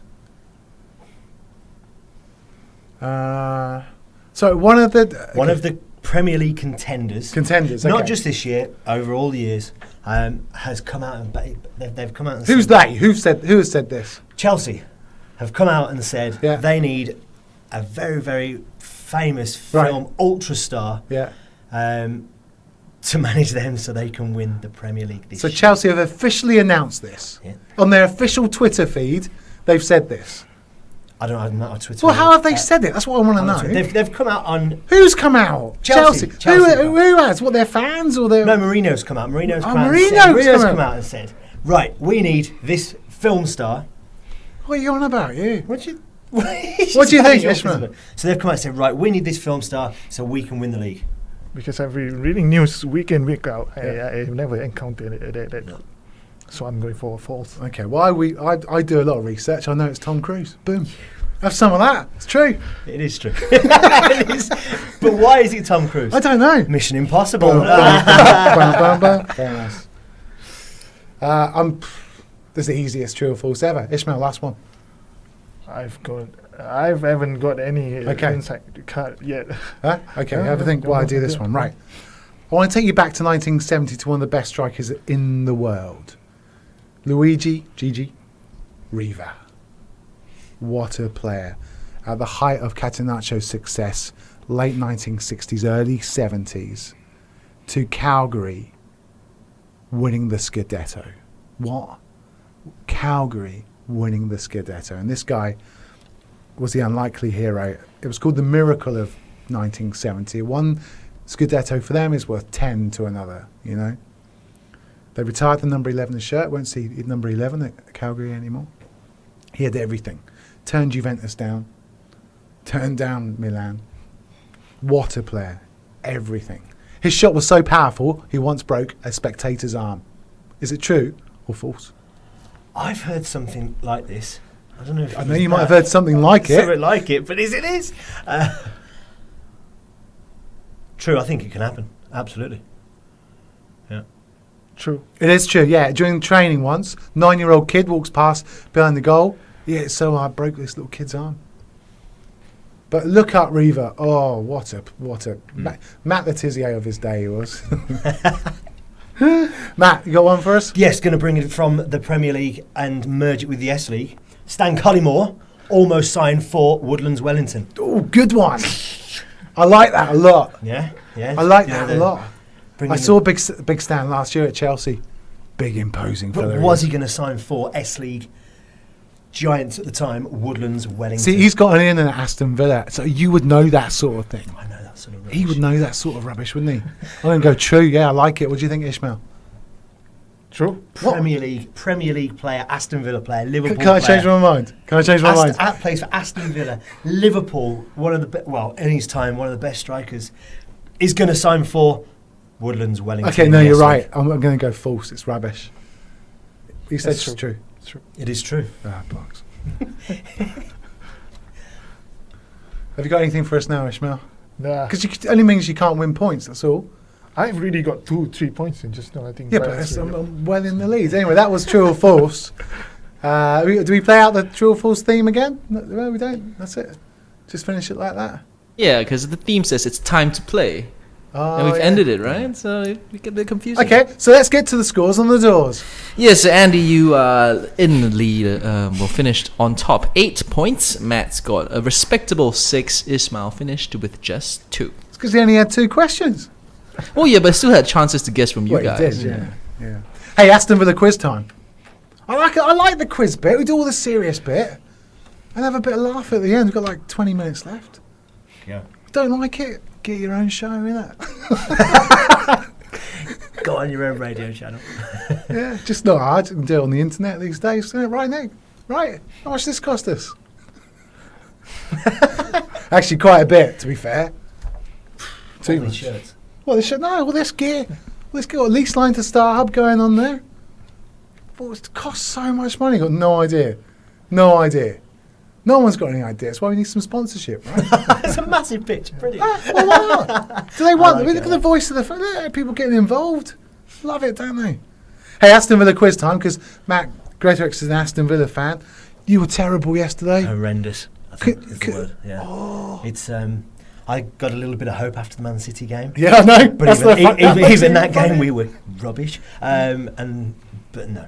We play this little in-house score prediction game, right? And his joker, him, Nicholas, our producer, on Manchester City to beat, it's double points, Manchester City to beat Villa. He's like, what? And then this week, and Arsenal beat West Brom. Joker. Joker of Doom. They are going to bet against my Joker next week. Yeah, but particularly poor, right? From what I watched the goals, and the goals were just laughable. Just a disgrace. Just walked through us, literally walked through us. And now it's like, did we need to get rid of Sherwood? And I think when I was on, when I spoke to you last time, it was like, hey, the problem isn't with the manager, it's with the board. Get him out. Yeah. And to be honest, mate, my friends, not just the Villa supporters here, all the boys that go to Villa Park week in, week out, they've come to the realisation that we're going to be playing Championship next year. Oh, for sure. No Premier League team has ever survived after accumulating 5 points or fewer after 13 games. Hey, Lukaku looked good, didn't he? He's a good player. Hey, Barkley looked good, didn't he? Yeah, he's good. I know. I send out questions, right, to some of the co-hosts. I just seen the question that I sent you. Oh shit! Oh crap, the Villa. Yeah, it wasn't. No. Yeah. Even on the commentary on the highlights, they managed to squeeze in any team would benefit from the generosity that Aston Villa were giving to their opponents. I bet Bournemouth would love to play us now rather than the start of the season when we only beat them 1-0. Yeah, you got Watford next. Yeah, it's a sad state of affairs. Because there's a huge history going down the drain, unfortunately. So what's the highest top flight game ever? Like the game that's been played the most amount of times? The most amount of times? Most amount of times. I mean, the clue's in the question. Villa Everton Villa. Is it the one? Yeah, 202 times they played that top flight. That's it though. It won't be 203 next year, will it? No. Going down. Actually, going down. Brilliant. You got all these, brilliant. Best thing can happen to you. Serious? Because Southampton did it. You go down. All these youngsters get all this experience, get good again. You lot are happy again because you're winning. Every week you're winning like 2 or 3-0. Boom. 100 points. Come back. Yeah. 2 years. 2 of the best years of your life. Do you know what's the best about going down? What? It's actually that the board will not be happy about going down, so they'll sell it. Oh yeah, yeah, you might. Lerner will just go, right, I'm not having this. I'm going to sell. Great, fantastic, thanks. Best thing you could do for us. And then hopefully they start playing, come back up, and happy days again. You can't be. I mean, the youngsters just aren't good enough, are they? Why are you playing? Right? Why are you playing? What's his name? Fullback, left back. Only had you one decent chance yesterday. Was it left back? Come on, what was his name? Man United boy. Richardson. How is he still getting the game in? Yeah. And the thing is, Richardson still got to get in the game, but we managed to get rid. We got rid of Joe Cole to Coventry. Yeah. Come on, really. Who's the other fullback? Hutton. How's he getting the game?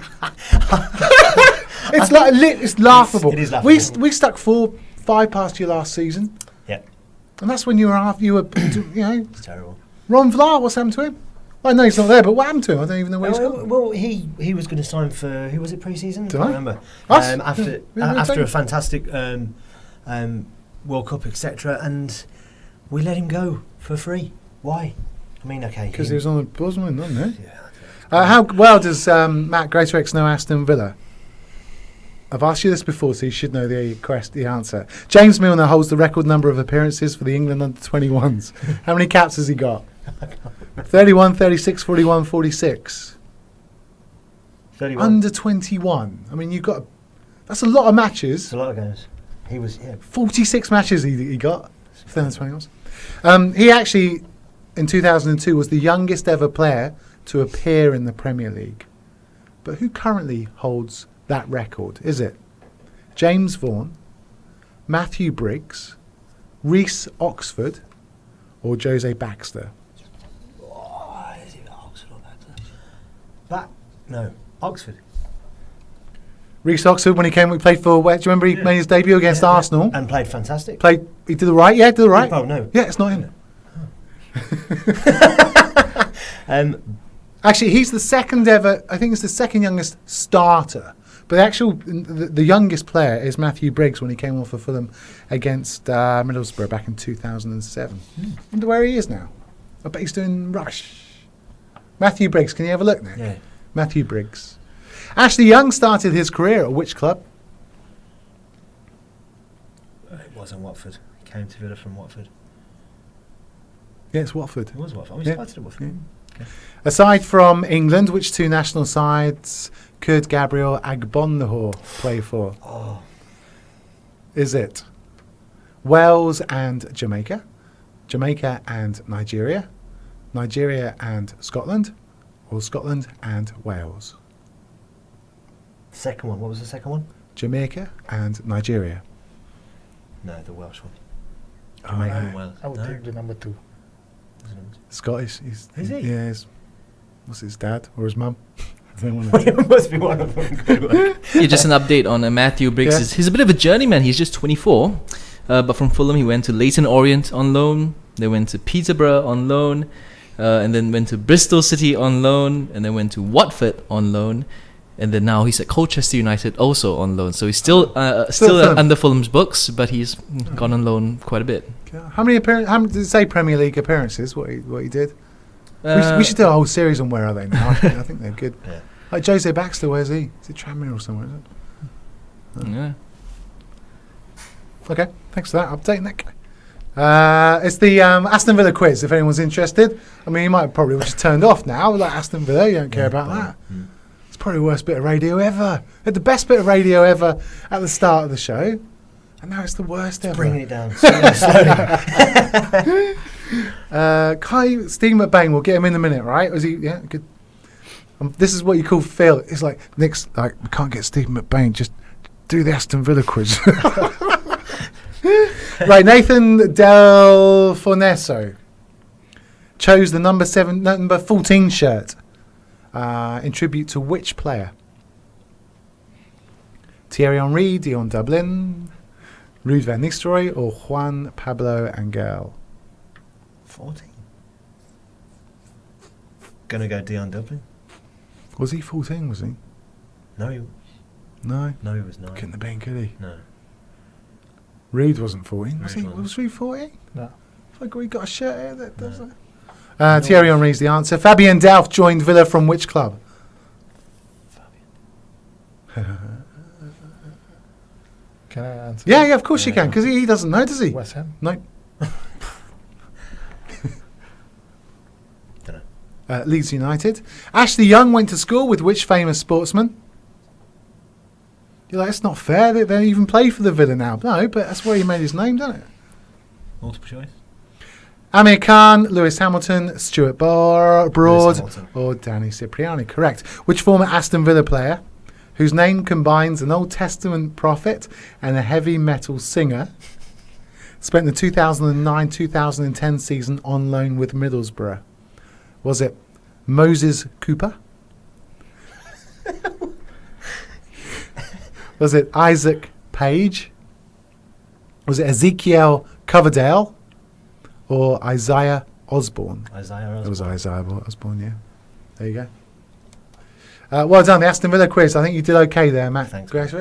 We've been reviewing what's happened last night, and there's been so much to talk about on the Andy Penders Show on Red Card Live on YouTube. We've spoken about the S League, spent an hour and a half sorting that out with some of the biggest high-profile names in the sport right on this show. We've talked about Liverpool being superb against Manchester City and how it's all going to fall apart next weekend against Swansea. Just joking, Matt. What could make this show even better is a Chelsea fan papering over all the cracks that happened against Norwich yesterday. So let's get Steve McBain on the phone, shall we? Hi, Steve. Hey, guys, how are you? Yeah, good, thanks. That was pathetic yesterday from your lot. Well, I think... No. Well. You writing up on your Facebook, I'll eat my own head off. How close were you? A very quickly taken free kick away from doing it. Well, yeah, I was just planning whether to barbecue or saute or wasn't quite sure what to do. But no, when you said papering over the cracks, mate, I 100% I would agree. I think there was definite signs of improvement with some things. I think Terry had a better game. Eden Hazard was definitely back at the races again. I think that was really good to see. But it was hard to judge the performances of the likes of Matic and Fabregas because no one was really putting any pressure on them. And you're not going to be able to play Kennedy at left back against the better teams. And Costa, although he scored, he's still a worry. There was two really, really glaring things with when Hazard, dribbled through, got to the byline and put the ball back across the 6-yard line, and and Costa was back on his heels. So it was a struggle, and I'll tell you what, I was not a happy man. I was chewing the sofa and all sorts of things, watching it.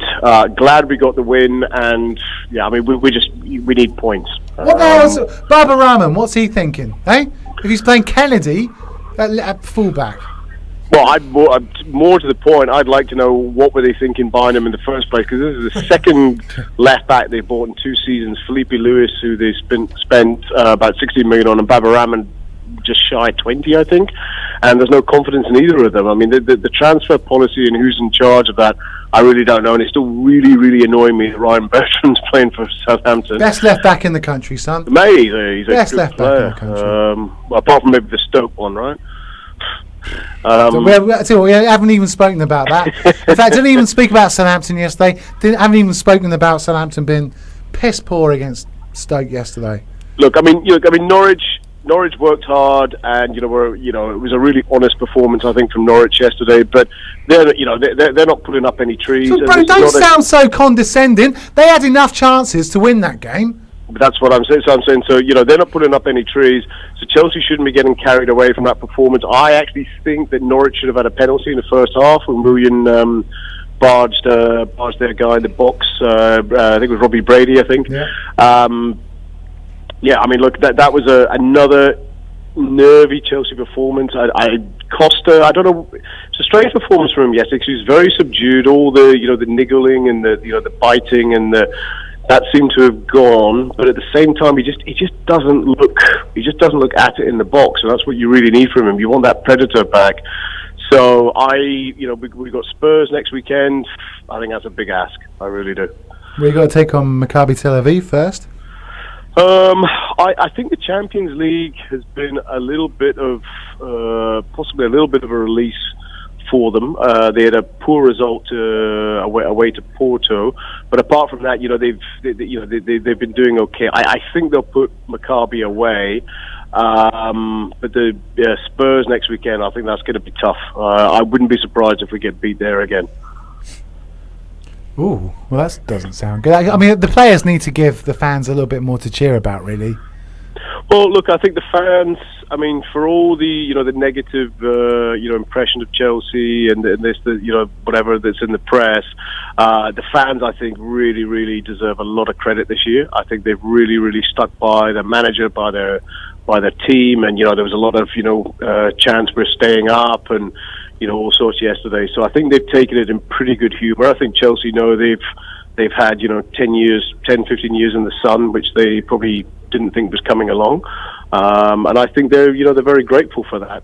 But yeah, I think we as Chelsea fans deserve better from that team. They're getting paid a fortune, and they're very good players, and they need to shape up basically. Hey Steve, congratulations to you and your wife, Guthrie, for a fantastic evening on Friday night. And how much more money did you guys raise for Ellie Foundation? Well, we're just finalising all the numbers and sort of bringing in the delinquents that haven't coughed up yet and things. But I think probably just shy of about 30,000 Singapore dollars. Wow. So a really, really good outcome. So. Okay, cool. And because you had a really good MC on the night, right? Mate, you did a sterling job as an auceuctioneer. If you could have just remembered the bid prices, mate, Kept forgetting. Absolutely Kept forgetting. I was either too high, too low. Giving it away. No, Steve, thanks. You needed a better spotter as well, mate. Your spotter was a bit dodgy as well. My spotter was on the martinis behind me, and it was you. A good night, excellent film as well. You can make sure you watch it. My favourite Bond film, by I'd love Street. to see it. That would have been even better if I could have seen the movie. But, all in business anyway. class. All in business class. Yeah, it was. It was the business and gold class. Steve, good to talk to you. Thanks, guys. Have a good evening. Cheers, guys. See you, buddy. Yeah, good. I managed to get a few James Bond jokes out of the way, and because everyone had dressed up looking. I did this yesterday, but you guys weren't listening, obviously. So I'm there, and everyone's all dressed up in their James Bond regalia. Regalia. Yeah, I'm regalia. Sorry. Oh, in my head it doesn't work, does it? What am I thinking? They're finest anyway. And I've gone. Look, I tried to go online to try and book a James Bond outfit, but it gave my computer a bloody virus. Bloody spyware. Hey. Hey, Tottenham up against West Ham a little bit later on. Ash Tan joins us. Hi, Ash.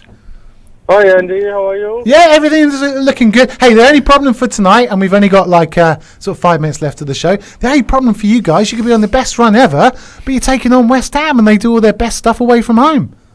Exactly. They have already beaten Chelsea, Arsenal, Liverpool. But the major difference will be Dimitri Payet will not be featuring for them. So I guess that's a plus. And Song Heung-min will be featuring for you. Let's hope he's already put his injury woes behind him, scored a couple for Korea in the international break. But I guess it's a whole different kettle of fish, Asian qualifiers in the Premier League. So I'm sure our favourite son will be up for it. Can I have a prediction from you? Because normally you're quite sort of pessimistic. No. Today I'm quietly confident we should be able to nick this one by the odd goal 2-1 or something. Okay, this is a very strange. I've never heard Ash Tan be so happy. Unbeaten run will come to an end next week against Chelsea. Yeah, well, that's funny because I was just a Chelsea fan saying that their great one-win run will come to an end against Tottenham. Just very quickly, Guangzhou, good value for that win against Al Ahly. Well, you know what you're going to get with Scolari. The guy's a proven winner, although his only blemish was with Chelsea. But funnily enough, yesterday my wife was watching the game. She was asking me, where have I seen this old man before? So... but I mean, as Asia's richest club, it's a form. They should justify their win, and absolutely pleased for Paulinho to be an Asian Champions League winner. And next up will be the World Club Championship in December. Look, I hope they do something just for the sake of Asian football to really put it on the map. Just give us for people who don't regularly watch AFC Champions League or AFC Cup, if Guangzhou Evergrande were in, say, the Premier League, where would they finish? Well, I mean, they have quality foreigners, a quality coach. They have Cheng Chi, Gao Lin, Huang Po-Wun, who are a few China internationals. But the Premier League is a whole different level. Well, I get that. I'm just trying to draw some comparison because remember the Chinese Super League last January before, the second highest in terms of transfers, money's paid. There's so much cash there now. Even Al Ahly are knocking out 15 million quid for the likes of Everton, Ribeiro and Lima. Yeah, but all this big money are going to the foreigners. The locals, I don't think they're earning that much for China, for Guangzhou Evergrande, right? They are paying Paulinho, 90 grand a week. So that is some serious money. If you really want me to make a comparison, I think it will be one of the slightly more attractive mid-table sides. There like a Stoke. No. Yeah, not really. Like the new Stoke. I'm thinking the new Stoke. The new look West Ham. Southampton. Yeah, new look West. Yeah, Southampton maybe. That's good call. Oh, of course. So Guangzhou Evergrande are the new Southampton. Nice. Asia's version of Southampton. I wish we had their money. Spending 90 grand on Paulinho. He's not even worth a tenth of that, is he? Any of the 4 foreigners could walk into Southampton immediately, I say. Don't you think so, Andy? Well, hang on. Just remind me who their 4 foreigners are. Paulinho, Wilkinson, Ricardo Goulart, and a certain Robinho. Yeah. And a Korean centre half. Yeah. Koreans are always centre halves. Always. Noticed that. Have you noticed? Ash? Yeah? Whenever there's a foreigner in the team, centre back Korean. Anyway, just an observation I've done from my research. Good to speak to you, Ash. Are you carrying on with a few beers after? Oh, I hope so. I'll be joining the guys at our club. We are now based at the Icon. The bar at the Icon is by a condominium project beside Tanjong Pagar MRT. So there's ample, very accessible free parking by the roadside. But it's a late night game. We'll probably have 20 people max, I guess. Yeah. It's not bad though, is it, for the Tottenham supporters group?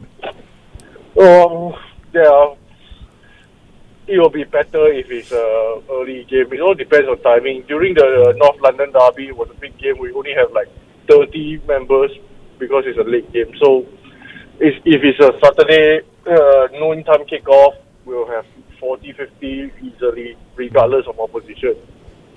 Okay, buddy, enjoy the game. I hope Tottenham do you proud. Yeah, gutted about your boys yesterday. Yeah, useless, mate. Watched it. Useless. Tadic couldn't finish. Yeah, starting to sound as pessimistic as myself. No, I'm happy. I mean, we'll be all right. Just couldn't finish. Yeah. Well, a certain Togolese striker is available for free transfer.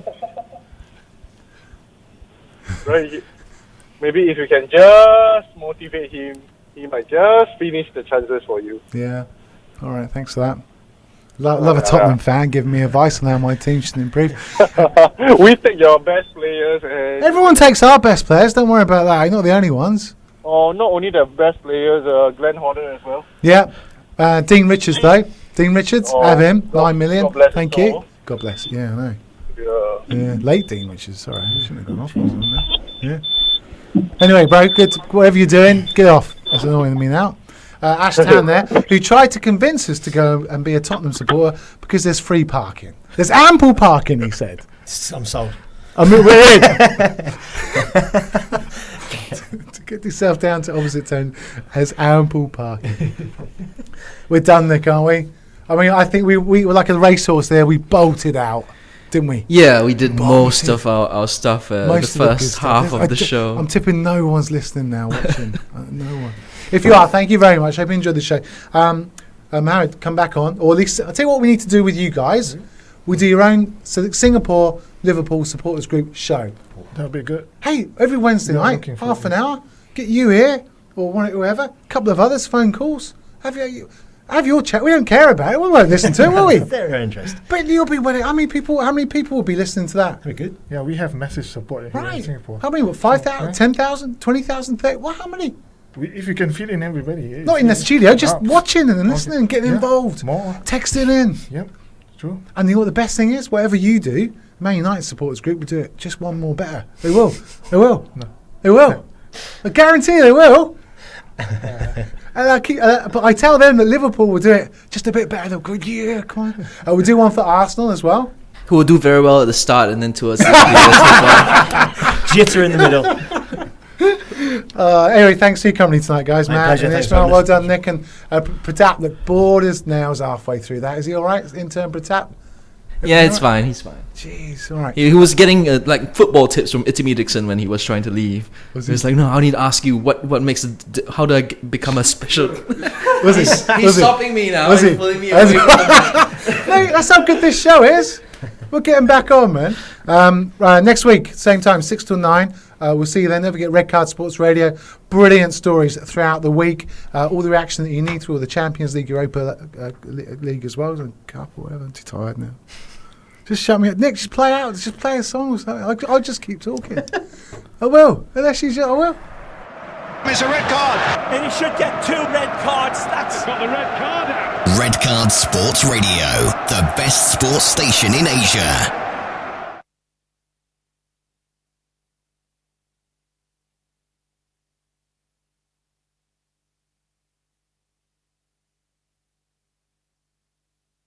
Staying with golf, and Paul Casey has ruled himself out of next year's Ryder Cup after opting not to rejoin the European Tour for the 2016 season. The Englishman is currently based in... Same 3 points and all that, but there are some games that are more special to the fans, and that's why they are derbies, and this one is definitely one of them. Some are saying that it's like a game of the season for West Ham.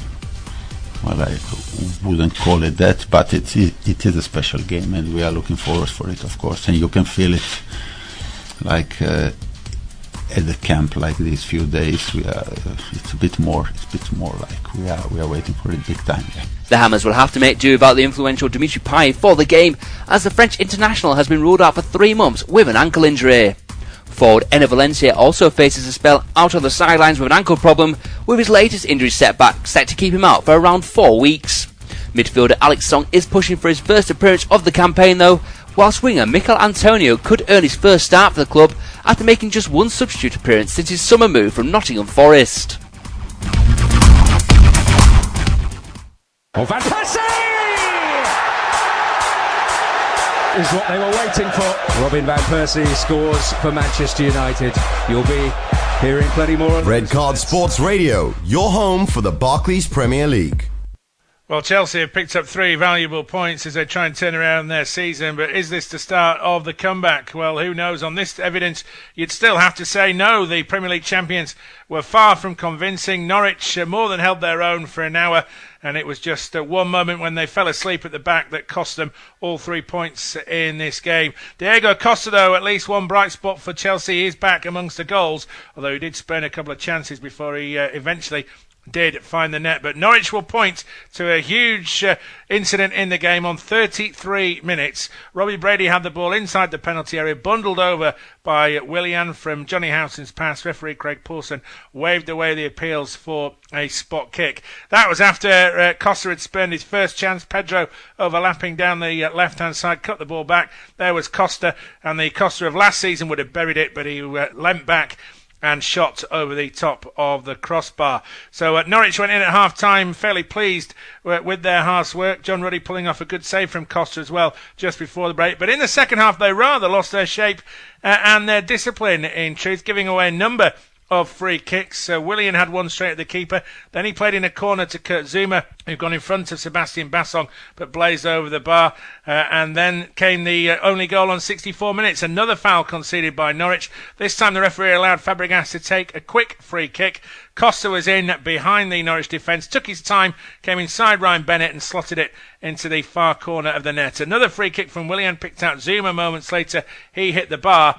But Begovic had to make a good save at the other end. Robbie Brady's 25-yard shot, pulling off a good save from the Bosnian keeper. Alex Neil made 3 changes midway through the second half to try and get back in the game, and they were still in it right at the end. But the final whistle beat them, and Chelsea picked up a vital 3 points. But still, more questions than answers, you have to say, for Jose Mourinho. Yes, they've got 3 points on the board. Yes, they've moved in the right direction. Yes, Diego Costa has got back on the score sheet. But is it the Chelsea of old? You'd have to still say a big, fat no. It's finished. Chelsea 1, Norwich 0.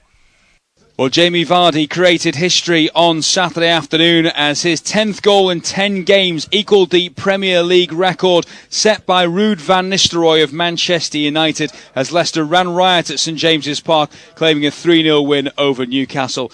Leicester looked dangerous from the off, and early on both Vardy and Ochoa had goal-bound shots blocked. And it took until stoppage time at the end of the first half for them to break the deadlock in what was a pretty disappointing first 45 minutes. But Jamie Vardy lit up the match with a stunning individual goal. He latched onto the ball down the left-hand side before playing a 1-2 with Leonardo Ochoa. Vardy then cut in on his right foot inside the area and fired a low drive in at the near post, giving Rob Elliott no chance whatsoever. Newcastle almost equalised in the very early stages of the second half when Sissoko's cross from the right looked to be heading for a Mitrovic tap-in, only for Robert Huth on the stretch to poke the ball away from the Newcastle striker. And from that moment on, Leicester never looked back. On the hour mark, Jamie Vardy outmuscled Mbemba and saw his shot hit the crossbar. But just 2 minutes later, Leicester did double their advantage. Mahrez got away in acres of room on the right-hand side. He picked out a left-footed cross to Ochoa at the back post, who was completely unmarked with the Newcastle defence all over the place, and Ochoa headed into the far corner past Elliott. And then Leicester ran riot. They almost got a third on 72 minutes when Jamie Vardy ran himself from halfway past two Newcastle defenders. Should have played the ball into Mahrez, but went on his own and was denied by Elliott, who dived at his feet. Albrighton dragged a shot wide before 7 minutes from the end. The third goal did eventually come. Mahrez got inside the penalty area. His shot was parried by Elliott. It looped up into the air. Okazaki, the substitute, missed his original header. It hit him on the chest, rolled towards the goal, and Okazaki had enough about him to be alert and poke the ball home from just a yard out. Leicester completely dominant. It could have been 4 or 5. It was just 3 in the end, and Vardy now will look to try and break the record at home to Manchester United next weekend. As for Newcastle, you fear the worst for Steve McLaren and his men at the moment. Their next 3 games: Crystal Palace away, Liverpool at home, Tottenham away, and on the back of that performance, you can't see them getting anything from the next 3 games. It finished Newcastle 0, Leicester 3. Stoke City have moved into the top half of the Premier League table with a convincing, if not clinical, display at St Mary's. They beat Southampton by a 1-0, but really should have capitalised on a greater number of opportunities to have made it a little bit more comfortable.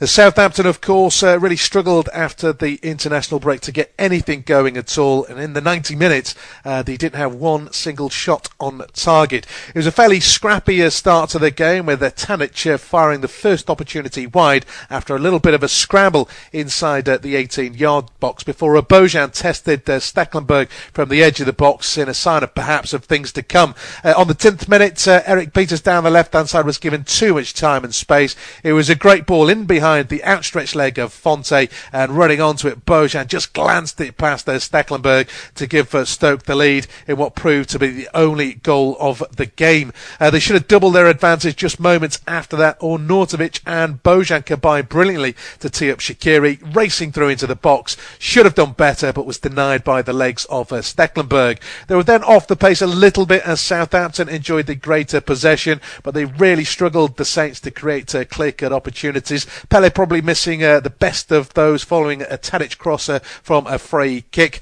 but a little bit off balance after a wrestling match with Walshide. He didn't get much connection, and Stoke were able to clear. Right at the end of the first half, they perhaps should have done better than what they did. It was a Stoke corner played badly on the break. Dusan Tadic is a little bit greedy. He opted to go for goal from a tight angle and didn't keep it down just over the bar. Stoke started the second half the brighter of the two sides. Should have doubled their account in the opening minute after the restart. Great work from Ornautovic down the left-hand side. Shaqiri running onto the pullback around the penalty spot, couldn't keep it down as well, killed it over the upright before he drilled one just wide from the D moments after that one. That did lead to a spell of sustained pressure from the home side, but absolutely no end product at all. Tadic didn't even get a good opportunity on target from just inside the box after great work down the right-hand side from Long and Suarez.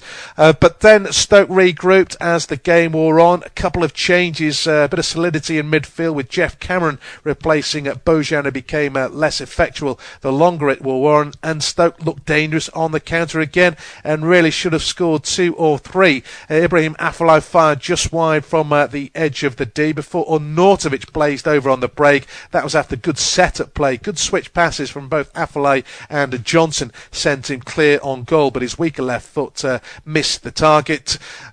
Southampton's best opportunity fell to a set-piece situation. Ward-Prowse with the delivery. He had replaced Steve Davis earlier in the second half. Fonte again unmarked, glanced his header wide before it was Stoke carving out opportunity after opportunity. Charlie Adam and Afellay both had opportunities from distance just outside the box, didn't hit the target, and it was a similar story with almost the last kick of the game. Ornautovic down the left, pulled it back to an unmarked Afellay. The angle not brilliant, but it was a drilled controlled effort. Stecklenburg was struggling, but it stayed the wrong side of the upright. Pella and Wanyama had off-target chances, not exactly clear-cut in the dying moments, but Southampton very poor today on their own patch. Their 8-match unbeaten streak in all competitions coming to an end. But now Stoke are starting to piece a run together. They've lost just one of their last 10 games, and on their own they've been perfect. 5 clean sheets on the bounce on their travels. Stoke good value for the victory. They emerged from St Mary's with a 1-0 win over Southampton. Well, Gary Monk came into the contest talking about some sort of a conspiracy theory against himself personally and his side. The evidence of the game against Bournemouth this Saturday afternoon was that the Swansea players are part and parcel of that. This was the sort of performance, never mind the result, that loses managers their jobs. Swansea were awful, unrecognisable from the fluent passing side that has been gracing the Liberty Stadium for the last couple of years. They barely strung 2 passes together. How they got themselves back on terms after surrendering 2 early goals to Bournemouth is anybody's business. King and Gosling had routine side-foot finishes from 12 yards out that were horrendous examples of some of the worst defending you'll see in the top flight. As I say, how they got themselves back on terms is anybody's business. They owe a large debt of gratitude to referee Andre Mariner for the penalty that Shelvey converted to tie the scoreline up. But that aside, there was very little that impressed from Swansea at all. Maybe they were a bit disrupted by the international break. Certainly Leon Britton, John Joe Shelvey and Ki Sung-young don't operate fluently as an attacking force. They got a lot better when Sigurdsson was on in front of Shelvey and Key. But take nothing away from Bournemouth. They were very much the better of the two sides, dominated possession throughout. When did Swansea last come away with the opposition enjoying 60% possession at the Liberty? It was an awful, awful showing from Gary Monk's men. All the talk in the world won't disguise that. Manchester United won this game by 2-1, but boy did they have to play their get-out-of-jail card to actually manage to get the victory. They should have been cruising. They were 1-0 up after 11 minutes. Herrera, given space on the right-hand side, lofted his ball in, and Depay broke away from the defence, volleyed it home from about 10 yards past the stranded Gomez. After that, Manchester United dominated the game, but couldn't convert that into chances around the penalty area. Schneiderlin came closest, probably with a volley just over, after Watford had failed to clear a corner. That was a theme we'll come back to in a moment or two. Depay had a good shot, well saved by Gomez as well, but Watford slowly got themselves back into it. It took a long time, but in the second half they looked more confident. They started to create 1 or 2 openings. Troy Deeney had a personal battle against De Gea. His first shot from the edge of the box, well tipped over by the Manchester United keeper. His second, about 10 minutes later, rattled in towards the goal, but again straight at the Manchester United stopper, who clutched the ball gratefully to his chest. At the other end, Lingard had a battle with Gomez. His first shot well saved by the Watford keeper in the second half. His second should have sealed the game. He broke away from the defence, tried to lift it over the top of the goalkeeper, but Gomez made the save. Then an element of pinball inside the Manchester United box. The ball dropped to Abdi for Watford. His shot was deflected by Smalling, and De Gea somehow got down to it low to his right to push it away and behind for a corner. Then came the little bit of controversy in the game. Igalo was battling with Rojo for the ball inside the box, and the Nigerian was brought down, and the referee pointed to the spot. Troy Deeney stepped up and lashed the ball home past De Gea to give Watford what looked like the equaliser. But then in injury time it happened again. Watford failed to clear a corner. They failed to close down again on the edge of the penalty area. Lingard got his shot in. Gomez did well, got down low to his left and made the save, pushing the ball away, but Schweinsteiger reacted first to it, pulled it back across, and it hit the unfortunate Troy Deeney as he slid back to try and block the ball, and came off him and rolled agonisingly over the line to give Manchester United the victory. There's been a lot of question marks about the philosophy of Louis van Gaal, but his players have certainly bought into it, and they've played this game perfectly until they gave away the penalty. If they can find a cutting edge, this is a side that could win the title, there is no question. Final score at Vicarage Road was Watford 1, Manchester United 2. Well, Arsenal boss Arsene Wenger and his side will be left wondering of what might have been following their 2-1 defeat at the hands of West Brom at the Hawthorns. Well, it was the Gunners who started off the game the better of the two teams, dominating possession as you would imagine, and Olivier Giroud bagging the first goal of the game on 28 minutes. It was a curling free kick from Mesut Ozil, a glancing header from the French international to get the opening goal of the game. But the lead didn't last long for the North Londoners. James Morrison getting the Baggies back on level terms in a similar fashion. James Brunt, another left-footer with a free kick, and this time it was Morrison who managed to get a toe to the ball and put it past Petr Cech. And then the Baggies found themselves in the lead 5 minutes later. Mikel Arteta, who'd only come on as a substitute, managed to put the ball in the back of the net. Hint of a handball as he did it. But the goal stood, and West Brom managed to take the lead before the break. Arsenal had a great chance to level things up in the early stages of the second half. Mesut Ozil with a strike, but it hit the post and away. Joel Campbell with a great effort that he squandered just yards out from goal. West Brom had an opportunity to extend their lead on 70 minutes. Martin Olsen with a header which hit the post, hit the crossbar, but bounced down and didn't fully cross over the line. But the drama of the game late on the 84th minute, a penalty for Arsenal. It was a soft one to give away. Mark Clattenburg giving the penalty against Chris Brunt for a foul on Alexis Sanchez. Santi Cazorla stepped up, but he slipped as he took it and launched the ball over the crossbar.